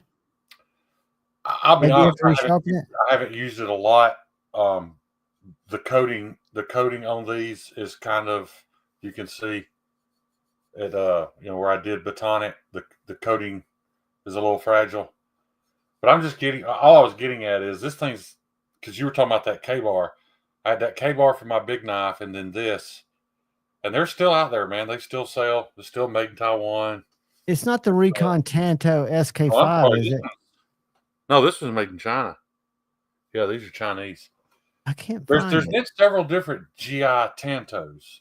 And if you add the wrong word. I found it. It's on Amazon and it's dirt Yeah, cheap. So here man, it is why right not? here. That's a good look. Now it does come with a guard on the back, which is all kinds of in the way. So I ground mine off. When you say guard, this thing back here? Yeah. As you can see, I ground the one off the spine of mine. Mine used to have it, and I ground it off because it's bad in the way. Oh, yeah. That's why yours looks slicker. Yeah. But man, what a great knifer. Yeah, I tell you, How long is that blade? Like 8, 9 inches? I'm guessing. You don't have to measure it. Yeah, I'm guessing 7 to 8. But it has About a 3 huge, times the size of your wang. yeah, it has a huge finger choil, so that takes up some of it. But you know, if you're building a bug out bag and you're not really into knives, you don't know what to get, you can't go wrong with this thing, man. If that's your only, you know, and yes, I do spend time, money, and effort on concentrating on, you know, what do I need to have if I have to go to battle in my front yard?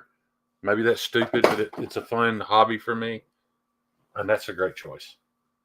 Yeah, and I don't think you've ever said you're against, a knife from China. If it's a They have knife a that you place. can. And that one is in its perfect place at $30. Right, $35 for Yeah. a full size. Stick it through a car door. I'm sure if you needed to once or twice. Oh, Joe X has tested that knife. It tested well, especially for the price. It tests better than a Tops. Joe's still up.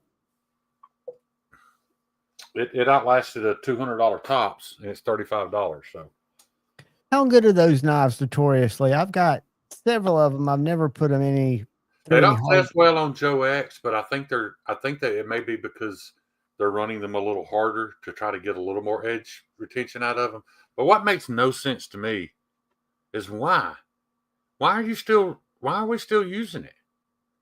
I mean, if they could spend just a few dollars more, even if they went to Nitro V or something. There's just so many better steels out there. I don't understand why they're still fooling with 1095. I don't get it. Do you think it has anything to do with being a big operation, having everything tooled out for 1095? You'd have to do a big change, or maybe they have so much. There's no big change you'd have to do. You'd have to change tooling a little more often for sure. It's FUD mentality and lack of innovation and lack of willing to try something different.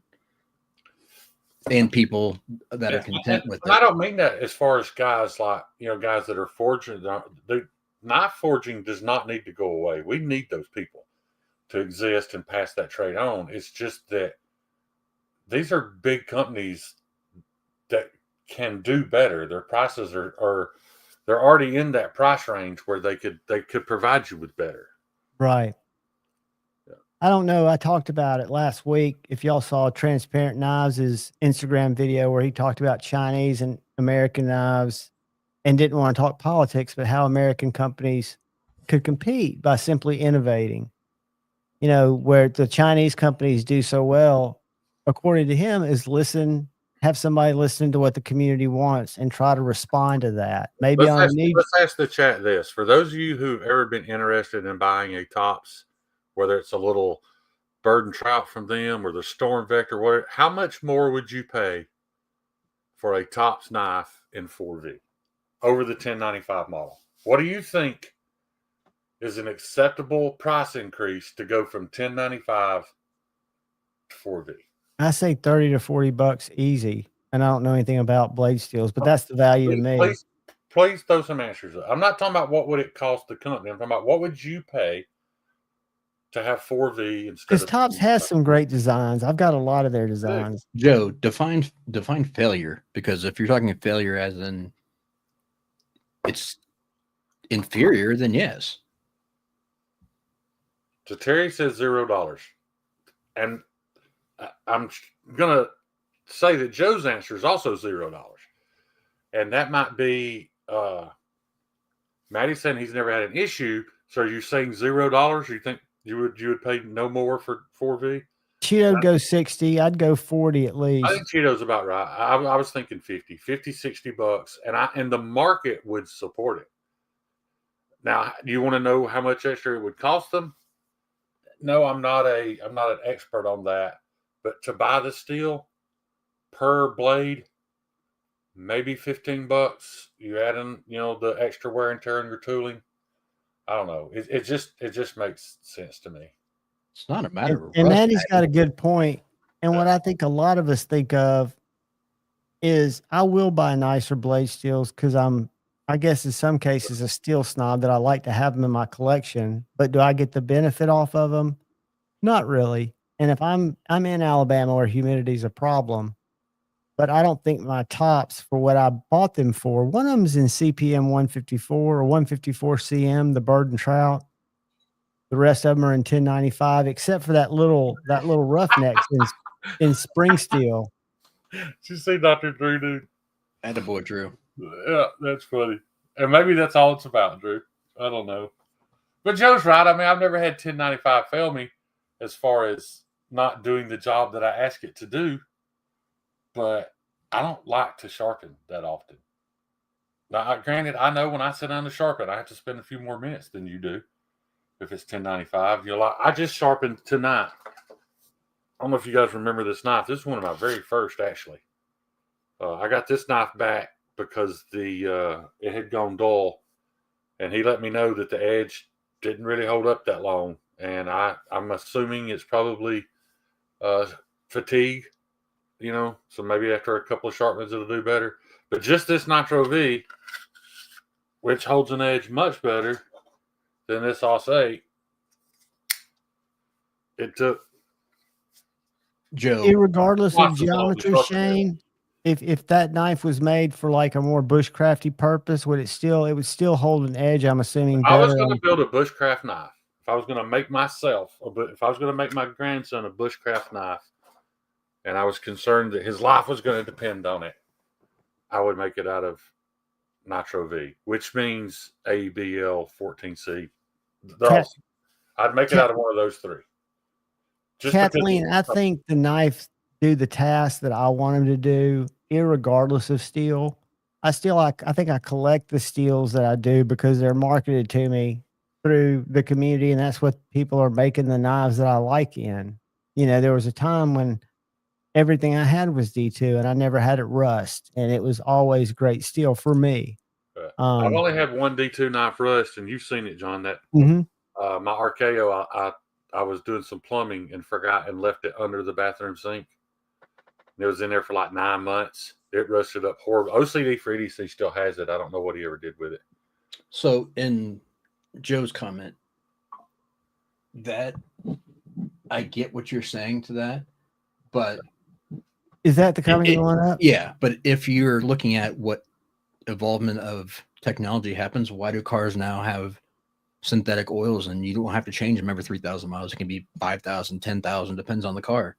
So there's always a change in what's available and what's better. That doesn't mean that the old stuff is bad. It just means something new is out that's better. Right. Right. It advanced the game. I noticed on I happened to be flipping around Saturday night and Jared was live on a sharpening thing and he was answering questions in the chat. And somebody asked him, where do you think knife steels will go in the next 20 years? Do you think we've hit the pinnacle? And he goes, it's hard to say that we've hit the pinnacle. There's no way. Things always get better. People learn with technology and other things how to do things better. Right. So it's unfair to say that it's not going to evolve. That doesn't mean that the steels that we have now, I don't have a huge problem with S30V. I know it's because I don't use it that much.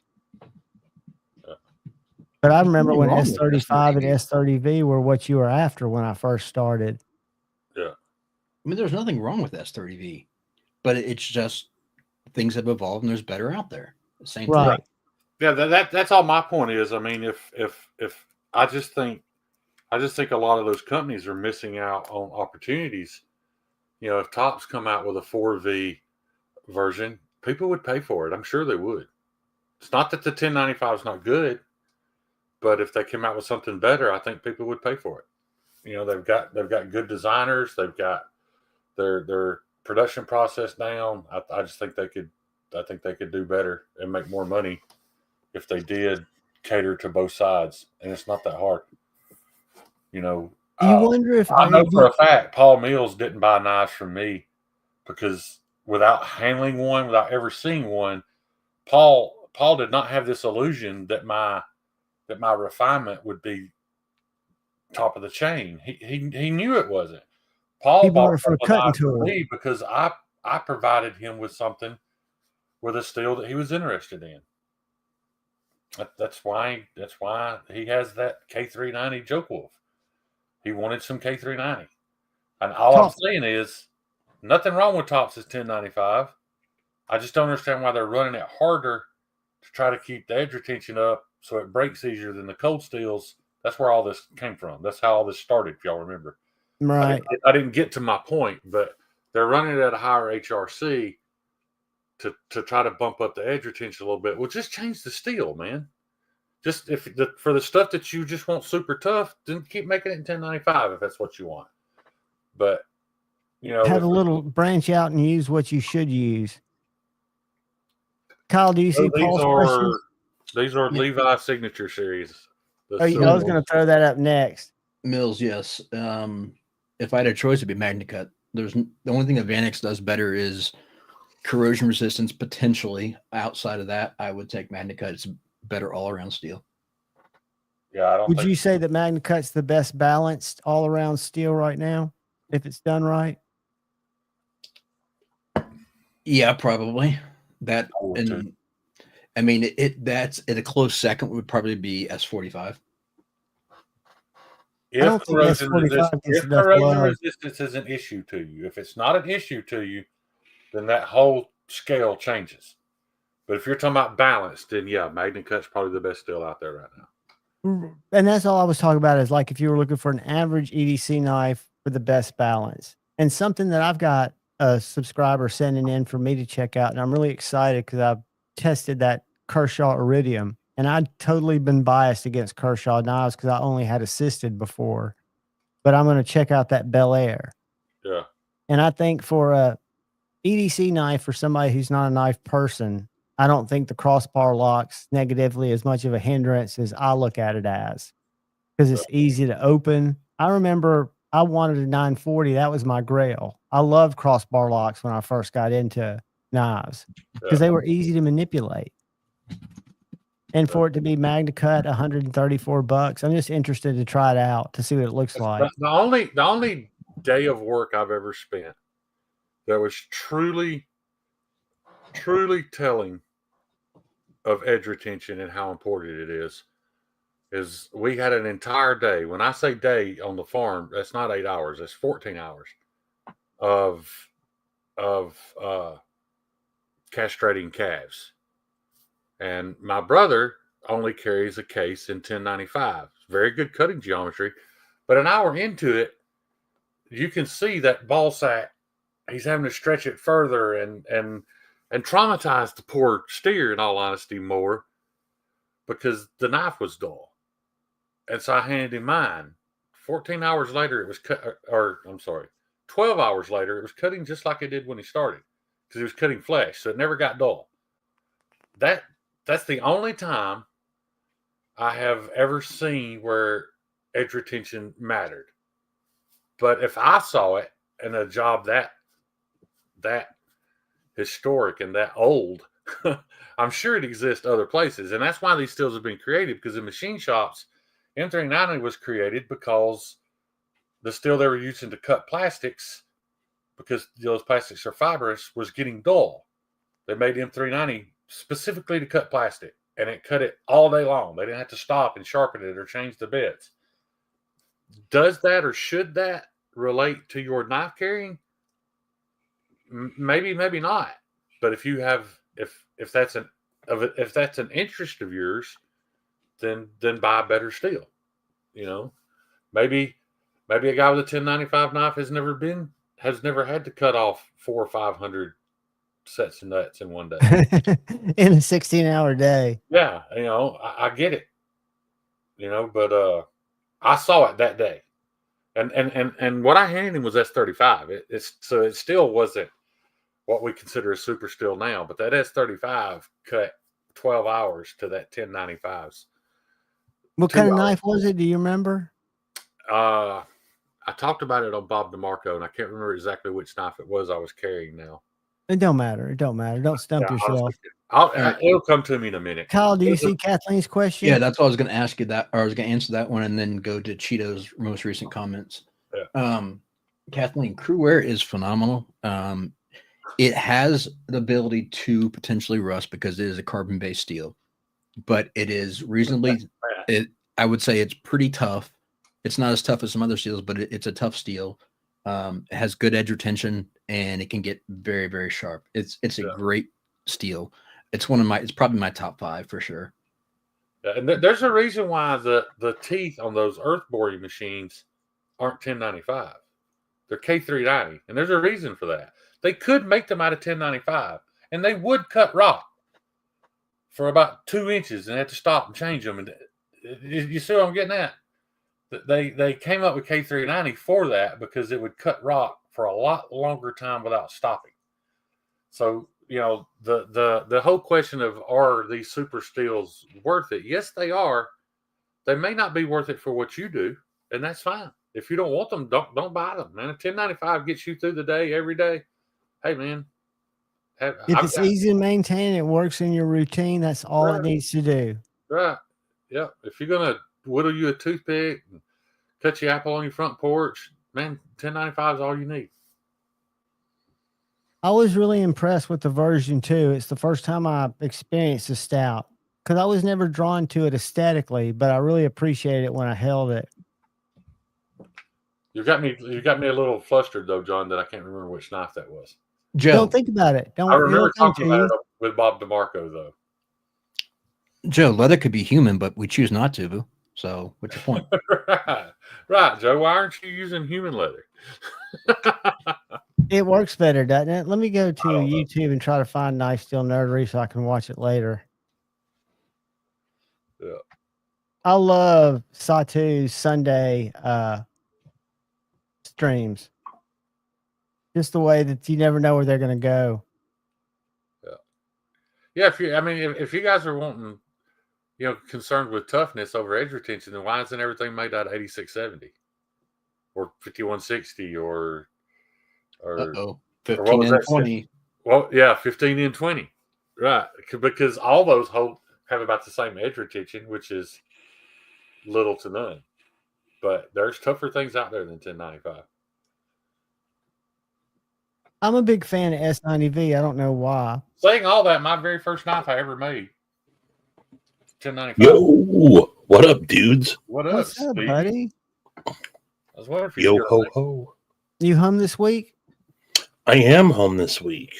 Nice. Salutations, yes. Mr. Said. Good evening, Coil. Joe, I would be interested if you would do a video sometime on the differences in leather. And I'm not being sarcastic. I am really curious. I've seen leather that I contemplated, was it layered and epoxied and glued because it was so thick? For instance, it's not laying up here; it's over there. My leather slip that Terry made me for my Bullbuster. That is like paper thin, but it's hard like Kydex. And I don't know enough about leather to know why it's that way. But I am curious. But if I set his leather slip next to your my little leather, what leather I've got from you, they seem like two completely different materials. Yeah. But they both have their pluses and minuses, I guess. But unique characteristics in the subtleties, I guess you'd say. Steve, were you in here earlier when we showed the Jared video with the Jack Wolf teeth? I think that would make a good clip. No. I'm going to show it again. What up, Bama, mate?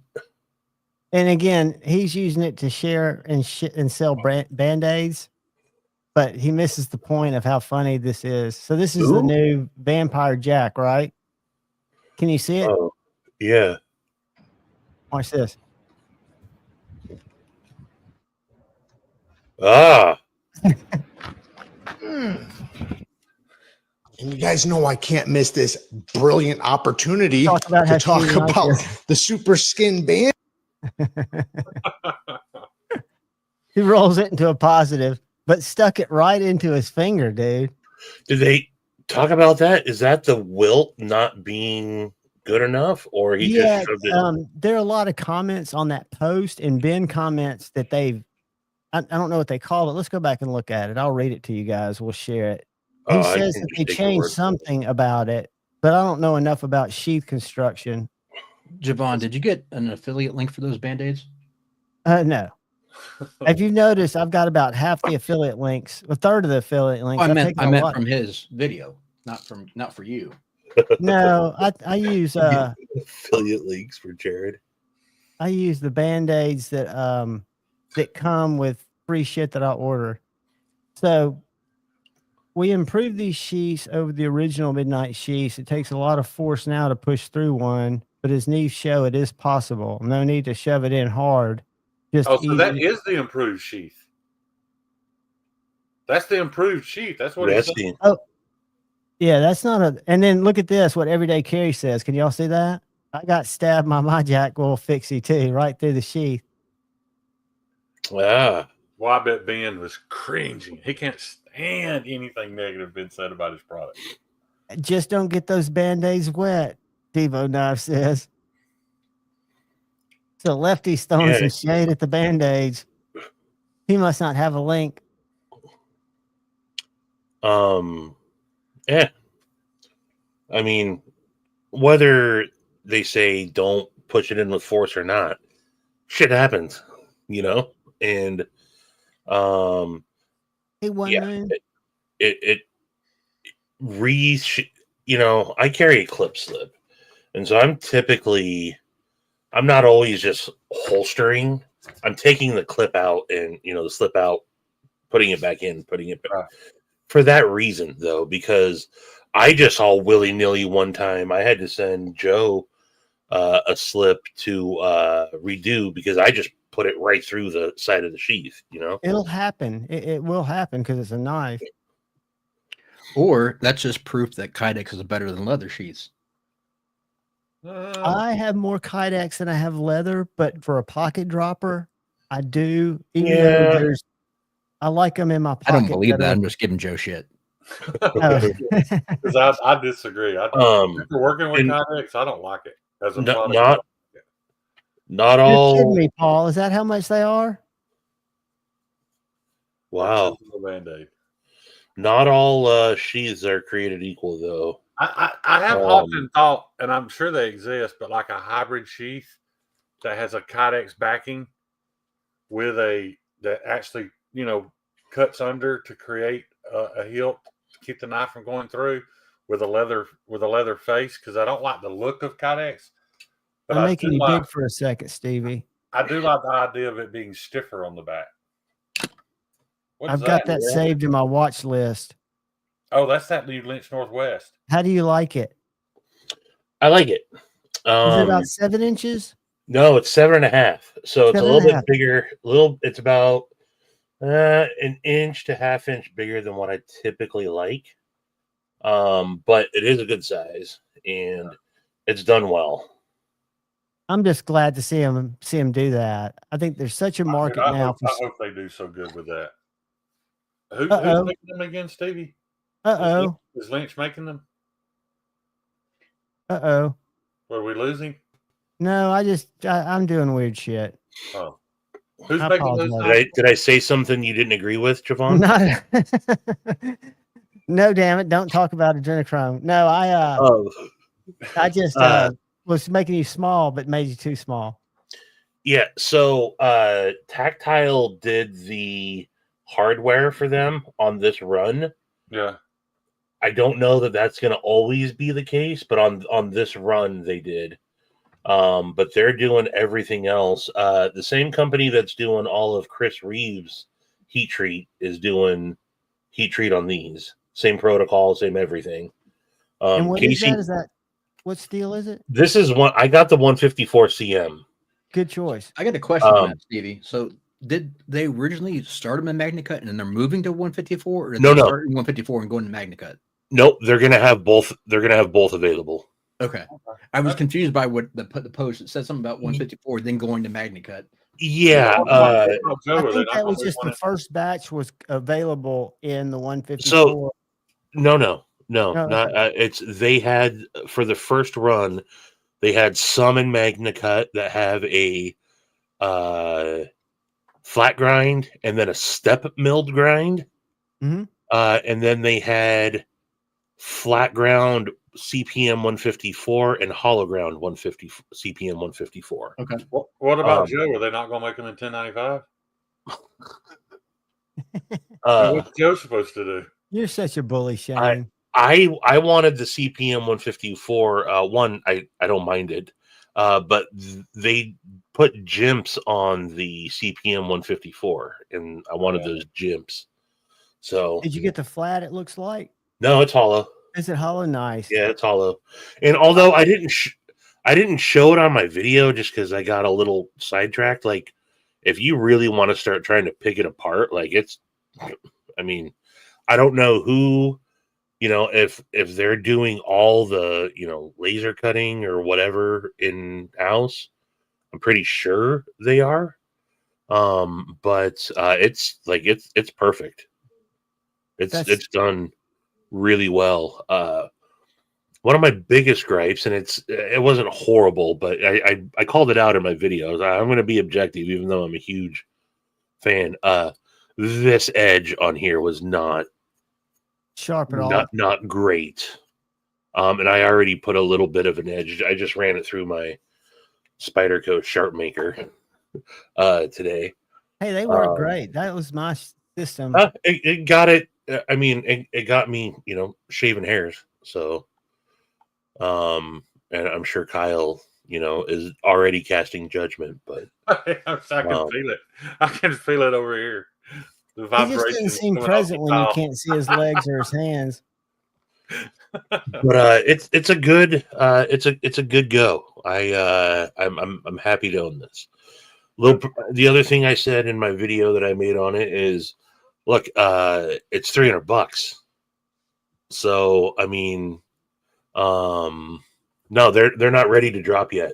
That's why. But they're not. That's not uncommon. I know when Big Idea Company has their little what's it called, the Alpine, and I got one of the imported ones from Best Tech. It's $249, but they also build them USA made and I forgot that Chattanooga, and they're $300 for a little bitty knife. So I think that's just kind of what they go for. I said I have no problem recommending this knife for $300, but they're entering a space where there's a lot out there for $300. So there is, and there's a lot out there for less. But yes.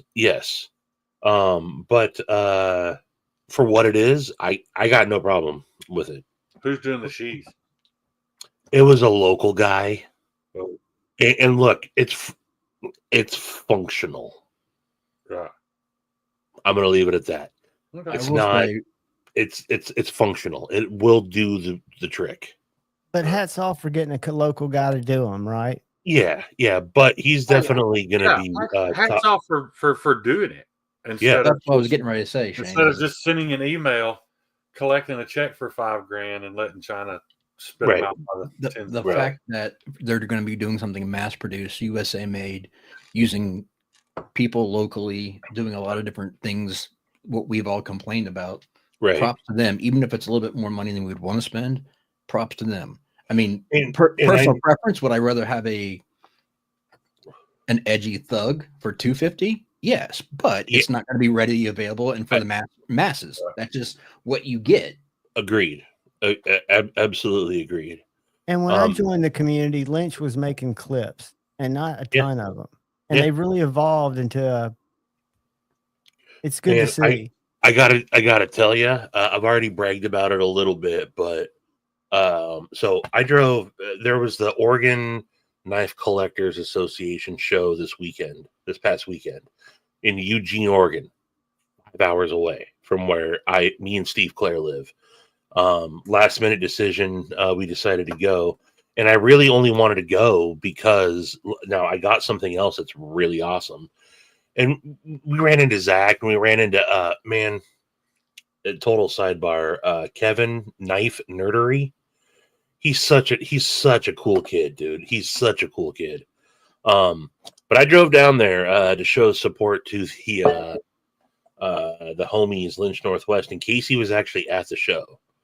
And I got an awesome note from Casey on Sunday thanking me for coming down. So That's awesome, dude. Yeah, I this is just, you guys know That's the me. only place they I'm were a big fan, released, bro. right? They were Sweet. exclusively released at that show, right? Yes. Did you see my shield cup, Stevie? Yeah. How's it working out for you? Working good. Works good. Yeah. I retired my Super Still Steve cup, so I drink out of it every day now. But you guys want to see what's in here? Because this is the cool shit. I'd love to. That's a Lynch clip too, isn't it? It is. This is Joe's limited edition Eclipse that he did with the black wash or the blacksmith finish. Yeah. You want to make you big, buddy? I'll make you Sure. big. Oh man. I picked up this. Oh, dude. Who made that? Al Warren handmade custom knives. So it's not as traditional as what I was going for because it's S30 V That's that he uses on the steel, and it's Coca-Cola Koa on it. That But I said Koa on the way down there to Steve Clare, I said I want to find an old school, an old timer that's been making slip joints and just basic knives, and that's what I want to get out of a custom slip joint. And this guy, Al Warren, is 70 something years old. He's been making. He had the very first knife he ever made there in 1978. He's worked at a lumber mill and a sawmill, and he's just got this awesome story. This Koa wood he picked out 40 years ago on his honeymoon. Because you can't get it in the last 25 years, right? I don't know, but I don't think you can. He honeymooned in Hawaii and picked it out, and knew that he wanted to use it to make a knife one day, and and it's damn near flawless. And he's not on social media. He's got a website. And if you guys were to go in and read why he uses S30V and why he has it heat treated to 58, which he knows is soft, but in all he tells this, you can tell he's made the same story a bunch. He had his S30V heat treated to 3 different protocols, and he said it for him at 58. That's where it was performing exactly where he wanted it. I don't know if it's right or wrong, but the traditional's got different needs and use cases, right? That S30V at 58, Stevie's still going to outcut 1095 at 61. But he actually did his own testing with it. Demon Deuce is Demonoc, and it's flawless. And Steve Clare bought one in Ironwood that actually has some really cool file work on the spine spring. But this guy is he was so awesome, so cool to talk to, and I think me and Steve made his entire year buying 2 knives from him. That's great. Did he have different styles, or were they all pretty similar? Yeah. He had a couple of different models, and then he's got some lockbacks. And Steve, can you show that sheath again? The sheath again? Yes, please. That's the Lancelot leather, brother. So, how does he stitch that cardboard, and where does he find black cardboard? It's some of that magic strain. Drew said that's the most hipster knife I've ever seen. Where's Longbone? No way, man. That Koa is gorgeous.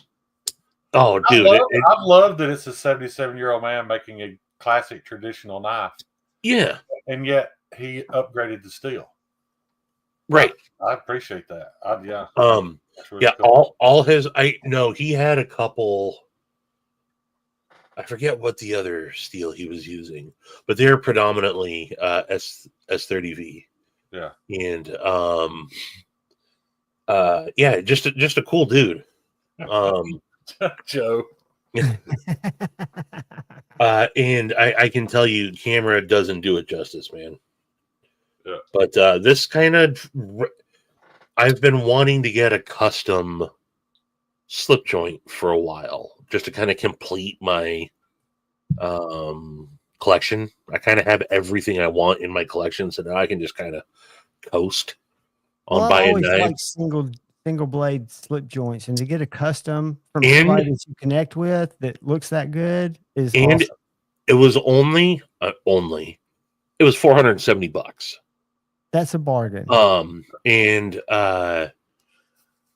yeah, I can't believe I spent $470 on a slip joint. But I they're for usually what- I wouldn't feel jaded by that. But for No. what I had no problem doing it, honestly. Javon, see, that one is heirloomy, not your Jack Wolf. Exactly. I hear you. Exactly. I hear And- you. And yeah, it's awesome. I haven't decided. I think I'm actually going to keep it in my. I got one of the chocolate with yellow stitching, and I think I kind of like it in this one. I agree. I like the Eclipse slip, but I think that Yeah. I that want to. that slip more. Right. That Koa deserves brown. Yeah, that Koa does deserve brown. Do you I'm not a store fan. yours? I'm not a fan of black leather though. I like all my leather that dark, that kind of chocolatey brown. Yeah. Yeah. Did you say no? I don't store them in my sheets. Slips. Yeah, me neither. Only I when I'm used carrying to. them. You know, I when I'm not, especially with my slip joints. Why was that a bad idea? Moisture, I think. I think it. You know, that being said, I had forgotten about this little. I think this is a 94. Yeah, that's a very good Jeffrey Dawson.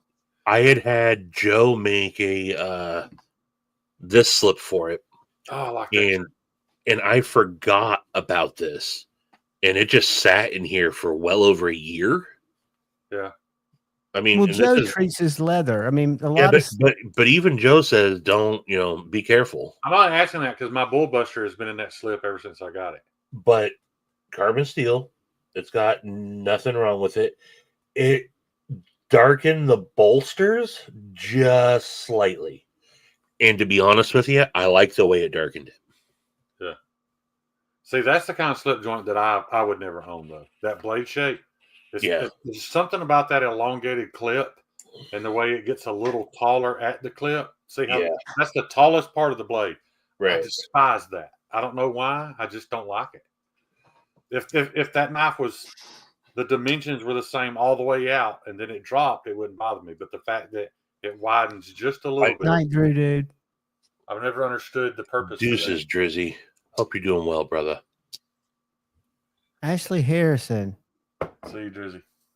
Let me Google that. I don't know what that means. Me neither. I'm Googling it. Google. Yeah, but Terry, he wouldn't have got that story and that. I mean, Stevie knows he's got a piece of wood that guy got on his honeymoon. All that's worth something to me. Yeah. Yeah. Yeah. I wish I could remember. All blue now. Mearshaw, it's funny you say that because I legit have people tell me put anything on the scales other than blue because fucking KC ruined blue. I still like blue though. I'm still using it some. Dude, those are nice knives. Yeah. I like those actually. No shit. Hold on a second. Pretty. I didn't see a blade shape I was in love with. I see something I'm in love with. Oh, she don't come with the knife, John. Oh, she doesn't? No. Who's this? Oh, who is this? I know her. I've seen This her. is Ashley Harrison, I think. I've seen her at the end of a look bar. Look at this before. shape, Stevie. Okay. Is she making those? Is that the point? Is that? No, he's making them. It's got that. What would you call it? That integral, like that ornate spring. Yeah. His name is Ashley because it's England. They do that over there. Okay. Right. But I mean, his knives are. You're exactly right. Those are gorgeous knives. And how much are those? Someone said they're only $200. $200. I like it. It looks like he makes 4 or 5 at a time. Huh. I don't see anything that's my style. I still like the one Stevie got better. That's my style right there. I mean, I don't see anything that's really not. I like it. I like Stevie's. I'm not. Don't take it wrong because it's got a story. I mean, there's no need to compare for one. But no, those look like dope knives, and if they're only $200, Terry said it's her. But She's they're the one that makes them. That's what he said. That chick's a dude. Dude looks like a lady. Look at that. There are more guys in here unless she's just posting. Look at the beauty on that wood. Eucalyptus Damascus Barlow. Jeffrey. Yeah, I'm gonna follow and I'll share this link. No, it's yeah, I did. I'm not. Right there. That's a chick. Dremel. That's an ugly chick. Yeah. Yeah, that broad's not very good looking. Hey, check that out. That ain't a slip joint. No, John. I'm sure everybody that's ever made a knife also makes fixed blades. I know. You don't have to kill my fantasy, dude. Yeah, kill its fantasy, dude. Let me go up here, follow, and I'll share him just because I think his stuff's cool. And thanks for sharing him with me. Yeah. I've got the only slip joint I ever really need. That's my bull buster. Yeah, the bull buster is kind of what I want to get for the Eclipse. I do have the. I still can't believe that it was given to me. That just blows my mind. I did get the. You can't see me. I did get the case, Sodbuster Junior. Yeah, it's got the actual through nick. Oh, I like that. Like the micarta. That's a nice looking one. Yeah, you have a whole little black burlap micarta collection, ain't you, Stevie? What's the blade steel on that one, Stevie? It's. I think it's S35. I think it is too. I think I've seen that. That's the nice one. It's got liners too, right? Yeah. I just don't. I like something about a slip joint that I like having a half stop. Does it rub like the 3 sod busters I've gotten off Amazon? I've gotten one that's 60 down to one that was like 30. I've had 3. No, I got this. I'm doing. Matt Yako gave me this. I'm going to send him one of my J-Cals for it. But hey, Ron Crow. And then actually Cheeto sent me one too. Yeah, I like it. I've gotten more fixed blades and more slip joints in the last 2 years than I have folders. Let me tell y'all the greatest thing about making knives, honestly. I got a video this weekend from Patina Turner of a camping trip he was on. I watched him cut up the asada for his whatever they were eating that night with the knife that he got from me. Dude, that feels awesome, man. Yeah. Really, dude, you're watching your tool be used. I know for a fact that Patina has multiple choices in knives he could have used on that camping trip. To see him cutting up, because that's what that knife was made for. It was a camp cook knife. And to see him cutting that steak up with it for burrito, whatever they were making. It wasn't. He was making tacos. No, I think it was enchiladas or something. He's told me what it was, but I saw the video yeah, man, I got a little emotional watching that. Just that's awesome, man. That some guy in Southern California, all the way on the other coast, had all kinds of choices of what he was going to cut his family's food up with that night, and he used something I made. Man, that's incredible. Yeah. That is cool. Yeah, but you want to use your people's stuff. Mm-hmm. I mean, that's what Stevie said. It rings true. Support the people you want to support. Seeing my Alabama hammer wedged into that log, Troy was out playing with it. I love that stuff, man. I mean, seeing it on just in the Instagram pretty pic is one thing, but when you see guys out there using your stuff, that's hell yeah, yeah. Getting whacked out. I showed the badass camp knife to a shit ton of people. I had it strapped to my backpack. Oh, did you? Walking through the knife show. I actually forgot that I had it on there. And people were like, "What's that?" I'm like, "What's that?" I took it out and I'm showing everything. They all thought that thing. What's the acronym? The camp knife. What's the acronym before it? BFKC. Big KC. fucking camp knife. That's right. Yeah. CK. I love it. I love it. And you know what's weird, Stevie, is I feel like if I remade that knife, it would be so much better and so much lesser at the same time. Does that make sense? Sure. This is, I told you exactly what I wanted. I wanted your first go around. Yeah. You know, something. I was very proud of it for that point in time. Look, there's also nothing wrong with it. Right. Yeah, it's what's a good word? It's rustic. Yeah, that's the word. It's rustic. It could be refined, but that wouldn't make it a better tool. I pushed him to try to get him to let me make it fancier, and he's like, "No, I want rustic. That's exactly what I want, rustic." Yep. And I will use that thing to process animals till it quits. It's in forward.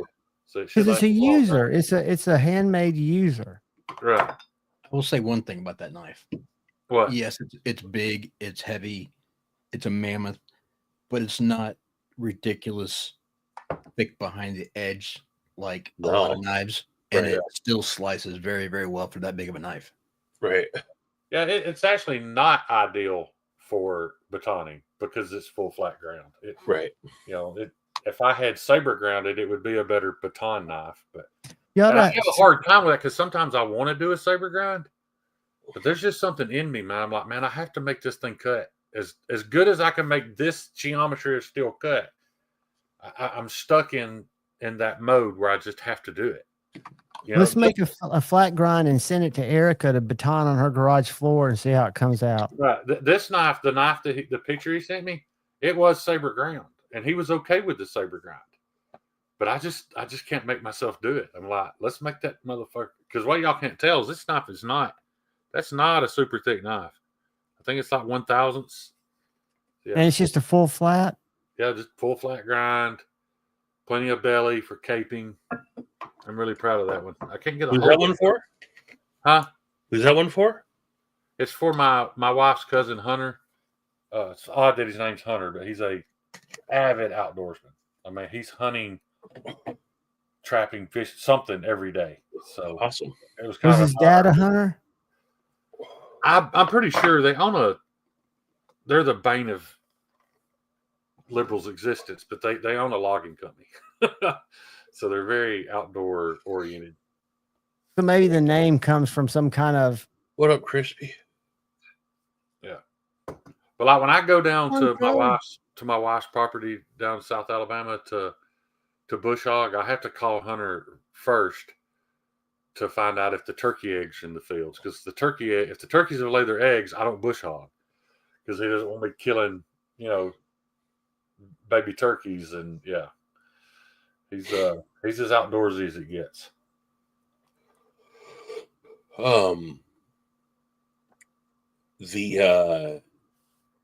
The outdoorsy guys, I think, are the guys that I've talked to the most that love the hunters. I don't mean the outdoorsy guys, the hunters, just those little skinners. Yeah. Like that's literally what they're using to, process. This is going to seem like I'm only bringing this up to throw it back at Joe, but the reason he wanted this knife made is he's tired. He has this knife in 1095, and he's tired of it going dull while he's cleaning a deer. So he wanted something. So that's why I went with M4. Yeah, but he's using it to clean a deer. He's not using it to get the excess residue out of his corncob pipe. Picking the dirt from his fingernails before dinner time. Yeah. Whittling the corncob pipe. Grinding out that resin. Yeah, I think I've got some 3-inch pure skinners I made. Like I've talked about them a bunch of times, and I just can't bring myself to finish them. They're heat treated. They're ready to go, but they're just so ugly. And that's what technically the Keith and I Freak fixie that I usually carry. That's a Skinner. Yeah, that's like way better looking than what I designed. It's like that's like a 2.75 inch. blade on it with like just over 4-inch handle. Yeah, typically you want something And that's how big you want it. yeah, Wherever the end of your finger lies. That way, when you get up in there, separating that tissue, guarding that tip. This one's probably a little long, actually. I mean, I can do it, but it's not. And Keith made that knife tailored to him skinning, processing game, so yeah, it's perfect. Now, am I going to ever skin a deer again in my life? No, I did when I was a wee lad. Yeah. But will I ever skin a deer again? Probably not. Did you put blood on your cheeks? No, my mom actually stopped me from drinking the blood. So I was probably 4 years old, and in Pennsylvania, everyone on our block in our neighborhood were big hunters, and went on my first deer hunt when I was like 4, and they were skinning it and processing it down in the basement, and they did that type of shit. Yeah, it's what do you call it? Bunch of drunk, high Italian dudes, the Vecchiolis, and it was Stevie's turn, and my mom came down and she says, "The fuck you are." She's like, "My son is not drinking deer's blood." I was ready to do it. Well, you were one of the guys at that point. Damn it, Dawson.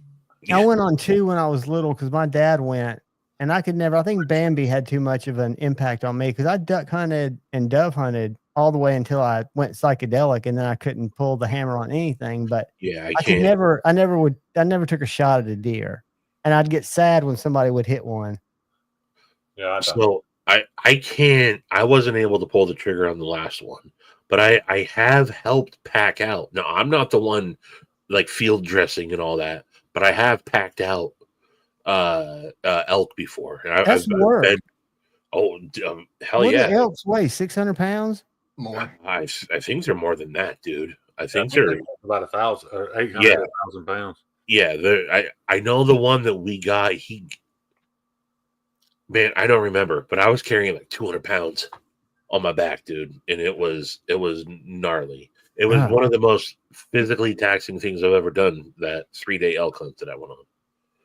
Was it rewarding at all, or was it just? Yeah. It was awesome. I'm very lazy with my deer hunting. I do it over a cornfield, and we just drive out there. Yeah. I'm not in the trunk. I'm not hunting a hardwood bottom because I can't. If I can't drag it out, I'm not shooting it. So we had to rope an ATV. It was like it wasn't like horrible, but it was like 3 miles. Yeah, that's a long way with 200 pounds on your back, man. Yeah. Oh, and we stopped a couple times. I'm sure. But yeah, we were out there for 3 days down in an area called Chehalis. Great elk hunting.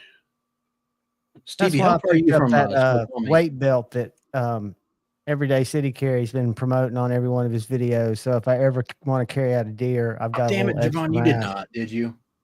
I did. Jesus, you didn't buy that weight belt. I'm kidding. Okay, I'm kidding. I thought it was a bulletproof vest till Shane told me it was a weight vest. Well, I mean, he's playing off that whole. His biggest, most popular video was that tactical hobo video that he posted. So I'm sure he's just trying to ride that train. Who? Ray, Everyday City Carry. Dude, weird, dude.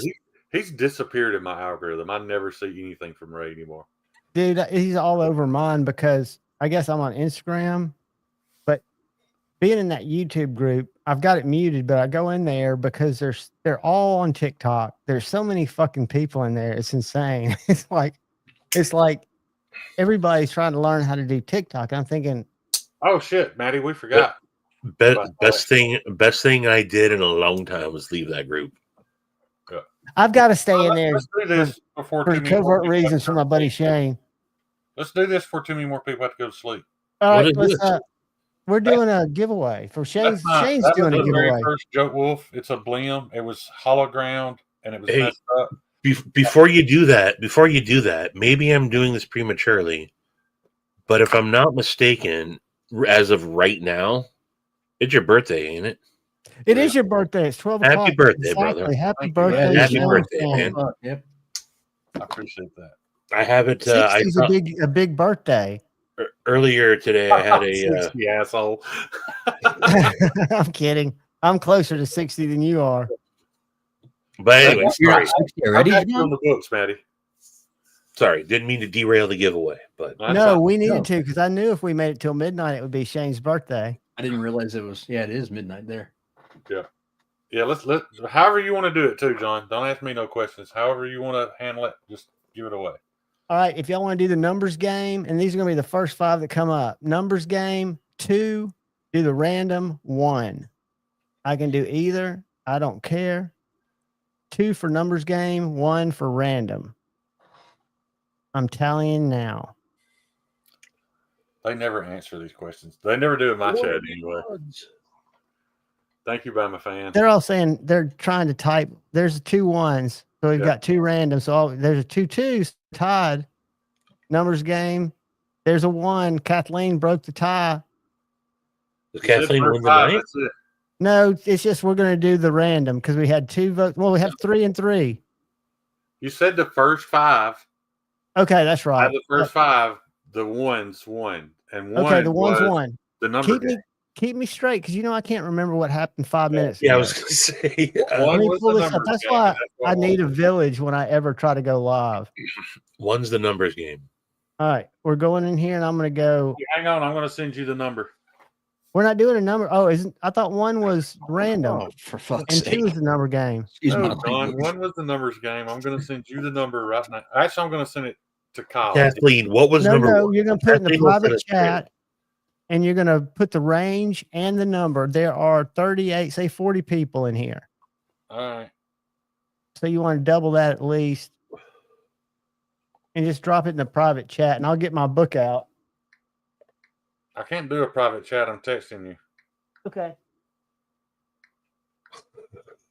I can't type, but I can type. Why can't you do a private chat? You just Oh, it's right there. Yeah. I was wondering. I was like, oh damn. One was random. There's your winning number. We were wrong. Put that You're in the Shane saying tech support. Yeah. Shane, that's a fantastic giveaway though. Yeah. Well, we were supposed to do it 3 weeks ago. What is it? It's one of the original Joke Wolf Blims. Oh, nice. It Okay. was He went in hologram, and the fixed. hologram was messed up, so I went back and tried to fix it, and I flat ground it. It's not perfect, but I don't want to throw it away. It's black canvas micarta with Tiffany blue liners. Hey, Waylon. Nice. I don't want to throw it away, so Okay, so Javon was right. It is the random. okay. Then do random. I thought it was random. I mean, Yeah, okay, so we're gonna go back.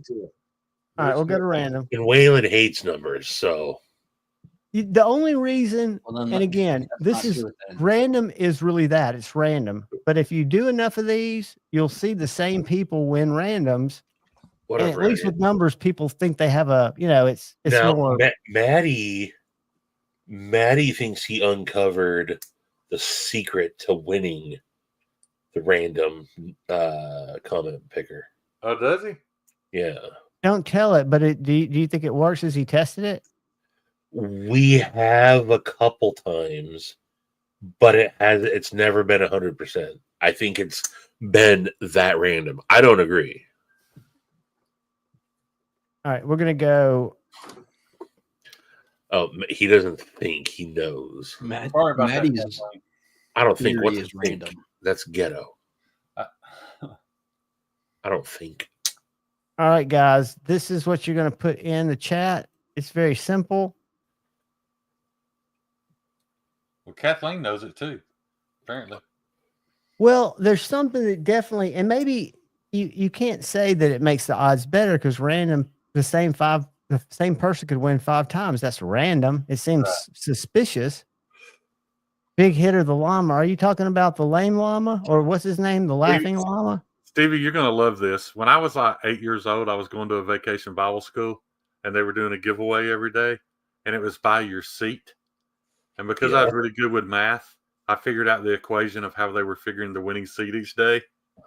And on the 3rd day that I won it, they realized that I was cheating, and they asked me not to come back. Bible study Rain Man. Oh, that's hilarious, dude. Yeah, every day they would jump back a row and go over one seat. And when I figured it out, I just started sitting in that seat. And I won twice, and they didn't say anything. The third time, they realized I was on to them. That's funny. Asked me not to come back, though. But this is the same church that had a sin board. I don't never forget, like, every week when you'd come in, there would be new sins on it. Like stars, yours was overrun with stars. And I remember walking in one day and seeing that they had added Diet Pepsi to the sin board. And I was like, this doesn't seem like church. Yeah, all this stuff, like coffee was a sin, of course, smoke, all the normal stuff. But I guess when they realized that Diet Pepsi had caffeine in it, they added it to the sin board. You could even handle them handling the rattlesnakes. It was just when they took away your Diet Pepsi. Yeah. Long story short, though, my aunt went to church there, and a few years later, my uncle dropped her off at church. Had come back and pick her up because church had been canceled because the pastor had ran off with one of the deacon's wives. So they had no pastor. I'll tell you guys, I don't know if y'all saw on not just social media, but it was all over YouTube. That pastor from that super church 2 weeks ago that had to get 40 grand for something, and he looked tweaked out, but he had he was in a big like Atlanta church, and then he also had it broadcast to the internet, and he had them close the doors of the church and wouldn't let them leave until they raised the 40 grand. So you had to from the internet, and he raised it. You can do that? No. They said it was kind of a hostage thing, but I guess the congregation, I'll pull it up. We'll watch that shit while y'all do the giveaway first. Yeah, let's do that. We're going to do the giveaway. How many people we got in there? We got 16 entries. We only have 16 entries, and we have 42 people in here. A lot more people need to put it in there. This is not a highly refined knife. This is not perfect by any means. Kyle, but it's an edgy blade works. Yeah, it was the first of a sarcastic joke that I decided not to do, and then Stevie taught me into doing it anyway. Yep. But yes, it will cut. It is heat treated, all that good shit. Oh yeah, it's also heat treated by Brian Kim. So if you don't own anything, look at that. There you go. Why do we only have? How many do we have now? That's we the have secret 21. Maddie figured out. Maddie figured out how to delete all the other entries. All right, we got 40 in here, so we're about halfway in. I'll give it how much time, Stevie? Edgy for crispy, says Stevie. I need to put somebody. One more minute. One more minute. If you right, ain't getting in, you that's on you. Yeah. All right, so I'm going to count down when it. Also, don't shut up, Maddie. Also, if you haven't entered yet, please don't. It gets all of our odds better. Right. The odds are always better. And if that brings back to any of y'all who are members, come to my Saturday morning lives and just leave a comment and leave. They're not an hour, and you'll win something. We have like 17 people in there. 15, okay. 14, 13, 12, 11. Is everybody in there? 9, 8, 7, 6, 5, 4, 3, 2, 1. Good luck, everybody. Thanks, Edgy, and happy birthday, brother. Thank you, man. Let me get my pencil out.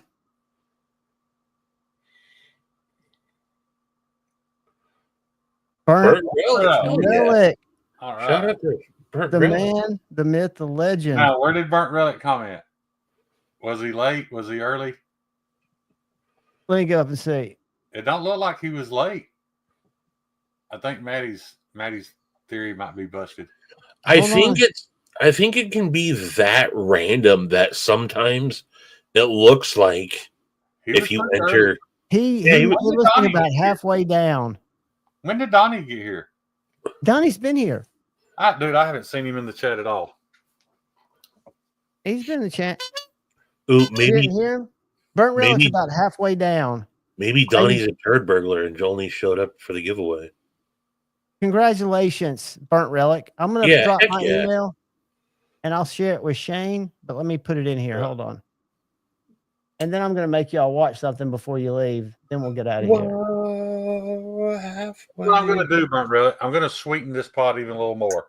It's going to take you slightly longer to get it, but this is going to go to Kyle for sharpening, and then it's going to go to Terry for a little pocket sheath. So there you go. Burnt Relic, send me your latest address, brother. I know I probably got it. Shane, I was on your chat, you shitty cunt. I haven't seen you in the chat all night, Donnie. I guess I've just been looking over. He's talking about Sunday, I think. All right, here we go. I didn't see him in my chat Sunday. Hey, you want to hear a quick funny story that Donnie hasn't even heard yet? Yes. So me and Steve Clare drive down to the Oregon knife show. First dude we ran into was Ryan from Armor Knives.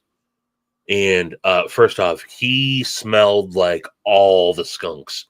He smelled like all the skunks. He hadn't done his shirt laundry. It literally smelled like he was sweating weed.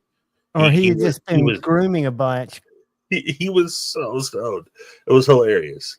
But he brought us up to the he was helping some buddies with trying to sell their, it was a collector's show is really what it is. People selling off their collections. But he had a couple knives there. And while me and Steve were talking to him, this random dude walks up and he's like, "Oh man, I didn't realize you came with him." And we're like, "Huh?" He was like, "This is Blessed Knives, right?" It was just a goofy looking dude with glasses and a hat on slightly. But yeah, it was Blessed Knives. Yeah. And he's like, "Oh, my bad, dude." He's like, "I thought you were Blessed Knives." He's like, "I thought he's like, "I know you know them, right?" I'm like, "No, that's not him." Yeah. And he's like, "Oh, right." Y'all should have played it off, dude. You smell, yeah, man, this is Donnie Bless. That's hilarious. All right. We're not going to watch all this. I'm just going to give you all a gist.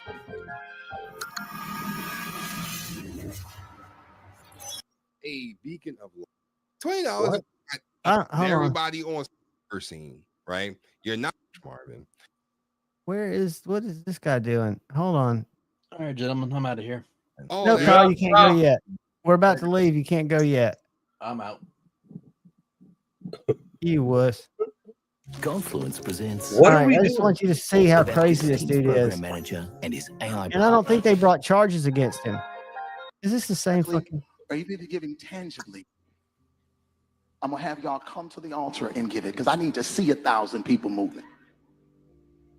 Bring them baskets. I want the baskets up here. I want to see the folk. Hey, yo, man. So that dude closed the doors, held his fucking congregation hostage, and then used the fucking, mega churches. I'm not an organized religion guy. I'm a spiritual religious guy in my own way, but I think it's so corrupt, man. A lot of it is. Anything involving men or mankind. But it helps a lot of people, so I'm not going to judge it. Right. I just think I see a lot of evil in there. They're not all corrupt. There's no absolute evil or absolute good to anything. Well, there's also a difference in having faith and religion. There's a big difference there. Stevie, do you remember an old country music singer named Don Williams? Sure, Don Williams, yeah. Don Williams said something to me when I was a child that has stuck in my head. He didn't say it to me, he said it in a song. But in the song, "I Believe in You," you remember that one? I believe, I can't remember how to sing it. No, sing the first chorus and I might know what it is. Take your shirt off first. The most popular part is "I Believe in Love." Anyway, a lot of people think the song's called I definitely don't know that. A lot of people think it's called "I Believe in Love." It's actually called "I Believe in You," but he's just singing about things that he believes in. And he says, "I don't believe that heaven waits for only those that congregate." And that is stuck in my head my entire life. Now, I know he's just a honky-tonk country music singer. Maybe I shouldn't take advice from him, but sure. But there's so much truth in the golden rule versus if you see some of the hypocrisy that happens you can't buy a stairway to heaven, right? To quote Led Zeppelin. So I think be a good person, treat people right, get better every day. Don't be a fucking shit stick. And I think we're all probably end up in the ground. So it's all going to be that way. Yeah. I'm talking about. He said something about puppies in it too. I don't remember though. Yeah. It's okay. Either way. Jeffrey Dawson said George Michael and Limp Bizkit both had face. One of the few Limp Bizkit songs I could really connect with, and George Michael's too, in all fairness. The pastor had everybody in there and they were getting ready to leave, and he hadn't gotten the donations he wanted. He got 40 grand allegedly a Sunday, and he had the deacons close the doors in this big super church that had 1,000 people in If there. I knew I could lock a bunch of motherfuckers in a room and demand $40 and it was legal,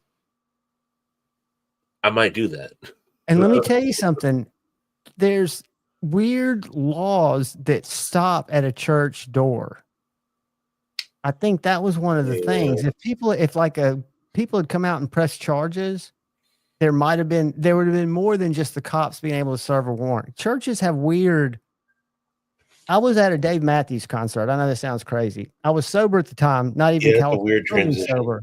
But I took my daughter, and she wasn't. And we bumped into these guys because she was looking for something that had what she was looking for. And this guy was an Indian. And this was in Tuscaloosa, Alabama. And he was on a reservation that was over in Mississippi, where the casino is, the Philadelphia Casino, Philadelphia, Mississippi. Yeah. And he had a license, a card carrying member of an Indian church that was a psychedelic church. So his card allowed him to possess all these substances that normally could not be possessed, but it was totally legit. And he told me the whole story of how that's their religion. Right. They have. He's the medicine man. He was like Steve, 30 years old with long hair and smelled like patchouli and looked like every other motherfucker on that Dave Matthews lot, except he had a bigger smile on his face. Stevie, He was the shaman or the medicine. He was like the head guy, the priest, the one that doled out the stuff on. Yeah, the medicine man. Kathleen's making a very good point. Where's this story going? Even Kathleen. It's going nowhere. It's getting late. We're getting ready to say goodbye, and we're just kind of. I just thought about this because of you. You remember when you were in Montgomery and I told you to go down by Chris's Hot Dogs? Yeah. On that strip where what's her name sat on the front seat of the bus and all that. Rosa Parks. That red light right before you get to Chris's Hot Dogs. My sister-in-law was on her way to work one morning because she lived on that block. A bunch of those buildings, the upstairs are condos. It's right by like city, like the Capitol building and everything. But she was stopped at that red light one morning. It was a Monday morning. And she sees these people crossing the street. So she takes her camera out and takes a picture of it. And it's Dave Matthews and his band walking across the street. And Dave Matthews is barefooted. Huh. It looks just like the Beatles album cover, that picture does. Oh, really? Because they're all walking and Dave Matthews is barefooted. Abbey Road. It looked so staged, but it wasn't. It just happened naturally. She just snapped the picture because she thought it was cool that Dave Matthews was crossing the street in front of her. But he had played. Love him or hate his music, he's a cool dude, and he does a lot for people. He had played in town the night before, so they were walking across the street to get breakfast or something. But yeah, I think he's a raging alcoholic, but that's a whole nother thing. Yeah, we're quick to judge those people, man. We have no idea what it's like living in that culture and that world. Could you imagine? No, fuck Dave Matthews. I agree. I know you don't like his music or what he stands. What do you not like? What he stands for? No, I think the music itself is just horrible. Well, some of it is really horrible. Some of the older stuff was really jammy. See, John, that's where you and I differ. The last thing I want to know is what my favorite musician stands for. I want him to shut the fuck up and sing. Yeah. I don't want to know what he stands for. Even though I would agree with it, I just don't want to know. And Dolly Parton said it best. I'm just here to show my boobs and sing. Y'all don't want to know what I think. Right. That's true. But she didn't write a lot of her stuff. I guess she wrote a lot of her stuff. It doesn't matter. I don't want to comes know out in that. Any of their political standings, their cult, any of it. Yeah. That is a weird thing. Do y'all ever watch those? Y'all probably don't. I'm the only weird one that only watches YouTube, but those body cam pullover videos. Oh, me and Stevie watch them all the time. That's like all I watch, Javon. Hours a day I watch that. I bet you if I were to pull up my watch history right now, My last 5 videos were all.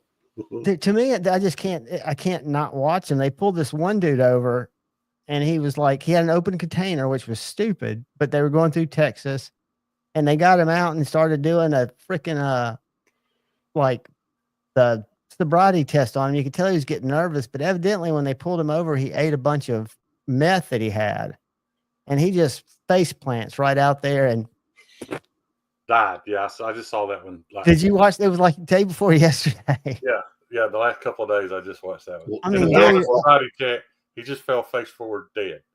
Just fucking died. Well, they assumed that he ate all that shit, which is crazy. Yeah.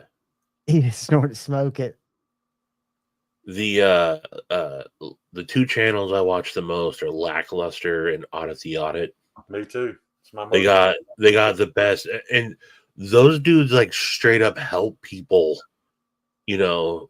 whose rights have legitimately been violated. Like, get the courage to like file. Have you got into the West Virginia civil rights lawyer guy yet? Yeah, absolutely. His videos, I feel like I want to fast forward sometimes. Like, I don't care to read the actual legal jargon. I'll just take your word for it. Right. I'll just take your word for it, man. The best one though is Jeff Gray, the Honor Your Oath. The guy that stands out with the sign that says "God bless the homeless vets." Oh yeah, he's the best. Yeah. He is and it best. never fails, dude. They violate that dude's rights every time. Nope, and he's willing to take the ride every time, man. Yep. And you know what he does? He files a lawsuit, and he says, "You must." His lawsuits are not frivolous, though. He's like, "You must give First Amendment and constitutional rights training to all your officers, and donate the sum of 5,000." There's some significant number with 5,000 in vets and homelessness. I forget what it is, but you have to donate it to this homeless vet shelter. So he's literally like trying to do good, and I love it. Jeff Gray is his name, by the way. I get to a point though, Stevie, where I get so mad that I can't watch sometimes. But however, God. I'm also just as entertained by watching assholes who think they know the law. Oh, right, for sure. Fucking drug out their car window and slammed on the ground. I'm Yeah. for both. I'm for it both ways. Right. I enjoy both. But and I used to tell people all the time coming to the car lot, I'm like, I'll ask them, like, you guys ever watch like those cop videos? Like, yeah, man, yeah. I was like, you ever notice how they always say there ain't no weed in this car, there ain't no way you smelled weed in this car? Like, yeah, I'm like, I can smell that shit going down the road. If you're really riding around with that much weed in your car and think the cops don't smell it, you're a fucking idiot. Because I can smell it on I-20 in Atlanta going 70. It's just inundating my nose. I'm like, how are you that dumb? How do you think they're not going to smell it? Well, they're not smart traffickers, for one, because they make now airtight containers you can get that absolutely, you vacuum pump them a couple of times and you can get a quarter pound in each one. Well, yeah. These are just casual smokers riding around. Yeah. Yeah. And they shouldn't, the way I look at it is you shouldn't be riding around, I guess, smoking, even though I won't have that conversation, but you should definitely not get arrested. Your car still doesn't have a door. Don't walk up that hill and try to die on it. That's true. Your car doesn't have a door, and your mom's Volvo is still totaled. It's still totaled. 1 week. Still doesn't have 1 week. 10 days. 2 days. 10. Oh. It might have been less than 10. You're right. It probably was 6 days. But guess what? I've never had a wreck before that. So I was just due. It shows that cycle comes. John, and I've never been more scared inside a vehicle. Ever. Nobody has ever scared me in a car like that trip from your house to Athens. That was nerve-wracking to you? Dude, it was scary. When I you think tell that's me funny. you wrecked your car, I'm like, I'm shocked that you're shocked that you wrecked your car. Dude, I'm shocked the way it happened because, I mean, literally, I could have gotten crushed by a truck between that thing. I mean, it was like sketchy. Yeah, it's always sketchy in your car. I never get sketchy in my car. You watch Midwest Safety and Code Blue Cam? No. Code Blue Cam is actually kind of responsible for making Donut Operator as big as he is. All he's doing is doing a review most of the time on Code Blue Cam's stuff, but it's all out of the Wisconsin, Kenosha area. And all those people are just fucking crazy, dude. Yeah. All of them think, oh, you can't ask for my ID. You can't touch me, blah, blah, blah. And it makes for the best video footage, dude. It's just insane. But what's bad is I was like, why is the culture there like that? Why are so many people so defiant? And then I realized why. Because when you watch to the end, it'll tell you, granted, there was a car chase, a foot chase. They assaulted them. There was a firearm. They spit in the cop's face. All this stuff. Then you find out that they were released 2 hours later on a $500 bond. I'm like, oh, that's why they don't act right. There's no repercussions to their actions. No repercussions. Right. Yeah, this is must-see TV. Like but at night when the Eagles are asleep, it's kind of boring. Is it Big Bear, Cam? Yeah, that's Big Bear. I've been following Jackie and Shadow for a while. Ever since the chicks born, Sunny and Gizmo are their names. What was the little guy that fell out during the snowstorm? They named it after someone that was involved with their group that passed away recently. But yeah, the third, or it was the second chick that hatched that didn't make it. Oh, was it? It wasn't. So two hatched on one day, and then 3 days later, the third one hatched. Who is running that footage? Because I mean, even when the big eagle leaves the nest and stuff, it's some society, bird watching society out of Big Bear. It's fascinating, dude. I mean, I'll sit there and I'll watch it for hours. I'll wait for the male or female to come back with whatever they're bringing. It's just, and then the mom is Jackie. The mom is Jackie. The dad is Shadow. And they've been mates, bald eagles. This is like their third set of chicks. That's what I was going to ask. Do they like separate afterwards, or they come back and mate again? No, they're mates. That's cool, dude. Kathleen and Jeffrey's conversation is killing me. Let me get down to it. Are you better on a skateboard than the car? I'm actually not. Every 180 days, I hit the ground so hard. It's amazing. I haven't broken a hip. And I'm actually really good in cars. If you look at the miles I've driven, the years I've driven, and it was a You're not very good. You're just very lucky. My luck ran out. We'll just put it like that. But granted, Panda also got onto me because we were going to Buc-ee's one day on the interstate, and Panda was like, "Dude, you're only going like 45, right?" I was like, "Oh, my bad." I'm a grandma driver. Even Steve Clare called me out when we got to. He's like, Casey's like, how long did it take you guys to get down here? He's like, probably about a half hour longer than it should have. Yeah. That's the problem, Kathleen. You never know when you're tuning into a beautiful story, but it's nature, right? I mean, yeah, that is absolutely, because I watch a bunch of nature shit like that. And honestly, like, I know it's nature, but like anytime like a lion like murks a little freaking like newborn antelope, like it hurts me, man. I watched one the other day that was so disturbing. It was the rage of a mother lion, and it was a jaguar that had gotten a little one. Have you seen that one? Took it up in the tree, and all you heard was the little lion squeak, which it wasn't squeaking in pain. But then the mother, the narrator came back. I got a copyright strike when I showed it, but the narrator came and said that the lioness killed and ate the little baby, or the panther, but when it came down the tree, the mother had been waiting. Yeah. And just attacks the fuck out of it almost within its life. Well, the jaguar gets away about 300 yards and the pride has blocked it off. So the pride attacks it. The mother lion comes back to put the final bite on its neck and is holding it. And they've got all this on video. And the father lion with the big mane comes and puts his head on the mother's shoulder, kind of to like show solidarity with the grief that she must be feeling. That's the narrator talking it up. Yeah. But it was powerful shit. It was horrible, but it's nature. Yeah. Yeah. Nature is metal on IG. I could listen to David Attenborough narrate cockroaches. I wouldn't care. Yes. Anything David at him and Morgan Freeman. He's above Morgan Freeman in my mind, but Morgan Freeman's the only one that's close. But yeah, David Attenborough's Did you guys know that Cole has it now where you can comment on his live stream in David Attenborough's voice? I know you have a lot of voices. People were commenting on Donald Trump's voice tonight. Apparently he has a copyright on it because it doesn't like the Trump emote. You type in Trump, but for David Attenborough, you type in the narrator. You don't type in David Attenborough, but you type in the person. AI can't be the super tip system, which a lot of the gossip channels that I watch use, that they take all the people they make fun of's voice.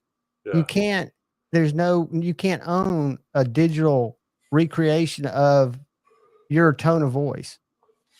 So there should be no copyright. You can use anybody's you want because it's not using their voice. It's using an AI representation of their voice. Right. Like, we'll see where this goes. There's an MMA channel out there now that's using Joe Rogan's voice.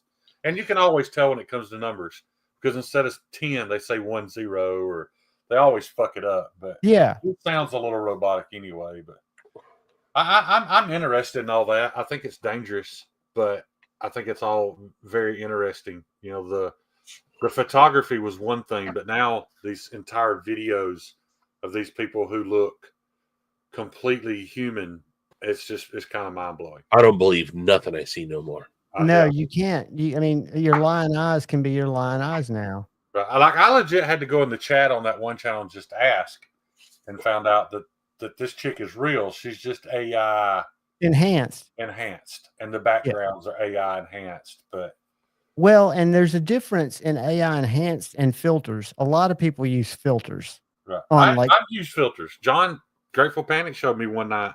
You can go to settings. And there's this filter that makes me look a little younger. It takes the wrinkles out of my face. Dude, but it makes you slower. I don't like those filters. But I know the one you're talking about on. Yeah, it's right here. It's under settings somewhere. Yep. Under camera settings. Yeah, I'm not gonna mess with it. I'll fuck it all. There used to be an app. What do you mean? They have that on StreamYard? Yeah. Just hit settings. I don't remember. Look, I'll share my screen with you. Hold on, let me pull it up. I'm looking at it right now. Oh, touch up my appearance. Does it do anything for me? Do it right now. I'm touching up mine. If you're up close, it'll just make your complexion a little smoother, your skin a little smoother. Yeah, it takes a second, so click it. Mine's still spinning. I'm waiting for mine to finish touching up. And y'all tell me if I look. Mine's actually on. It's been on. I didn't realize it. Let me turn mine down, see if y'all can see a difference. Mine's just spinning. Maybe it doesn't do it once it started. Yeah, see like these wrinkles in my forehead. Now mine's touched up. Look, and I can dial it up. It's hard because there's three of us. Well, now I just did mine to strong. Yeah. All right, it just kind of smooths your complexion a little. I'm gonna turn mine off, see what happens. That's much worse. Put it back. I'm turning mine off. Yeah. I never noticed that before. You know why I don't think you can tell a difference? When I know if I have it streaming, Stevie, it kind of mutes my 3 or 4 day hair growth, stuff like that. You can't see it as well. And Stevie, I think you've got the next StreamYard up where you can broadcast in a higher resolution. Yeah. Where I think mine, you can't see much between 1080 or whatever, whether I'm smooth or not smooth. Do y'all remember when the iPhone first came out with Facetune? Yeah. You could take a picture of yourself, then you could smooth yourself out. You could make yourself thinner, fatter. It was bizarre shit. It's still a really popular app. No, I don't. Yeah, girls are using it a lot. I love to only filter my coffee too. What these Instagram models actually look like, and then what their pictures are. Yeah, I don't buy none of it. I filter my mushroom tea also. Yeah, it's crazy. So burnt relic, one the knife. I'm glad I got that. Yeah, that's awesome. I was just checking my email. It hadn't come in yet. Burnt relic. That's some burnt relic right there. Yeah. Have you emailed me yet, brother? That's I feel bad. I feel bad that burnt relic got a little. He got a little. I don't know what word I'm looking for. A little down on trying discouraged. Discouraged because he is an incredible artist, and what he does is worth every penny. It's just there's not that many people that can afford to. Yeah, no, I agree. But the people that can do, that's why I don't think you should ever just give up on it. Right. because it's out of this world. Yep. Well, guys, do you have anything to say before we bow out? I'm gonna pee. I know that's too much information to share, but no, I'm gonna go to bed. I got to get a tooth yanked in the morning. Fuck Art. That's all I got going on. Shane, you doing you anything? fuzzied up a little bit, Stevie, or I just didn't hear you good.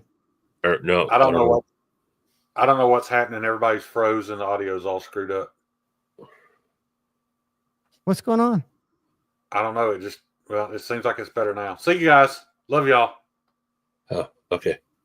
Stevie, say what you were saying, buddy. I didn't hear you. Oh, no, I was just going to ask Shane if he was doing anything for his birthday tomorrow. Oh, yeah. All you can eat crab legs. Yeah, I was going to say going to the Cracker Barrel and getting some. Going to get the lobster mac and cheese. We got a restaurant here that does all you can eat crab legs on Wednesdays, so that works out perfect. They're not huge crab legs. You have to work a little. Now they're not like Chinese buffet crab legs. They're better than that. It's okay. You can have Chinese crab. It's okay.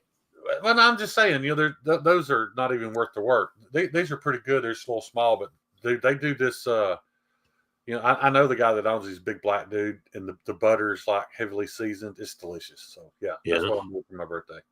Nice. You have a fantastic birthday. Well, you deserve it. Absolutely. Make people be nice to you. I'll send you a happy birthday text if I don't forget all about you. And since I forgot to bring it up, all you fuckers that have my back, even when I'm wrong sometimes, I appreciate y'all, man. Y'all make this worth it. I love y'all. Hey, let me tell you a secret. We're all wrong a lot of times. Yeah. I love you guys. Look out for the guy or gal to your left. Look out for the guy or gal to your right. Look out for each other. Love in your heart. Go forward. Be happy. Choose debate, not hate. Peace. See ya. Deuces.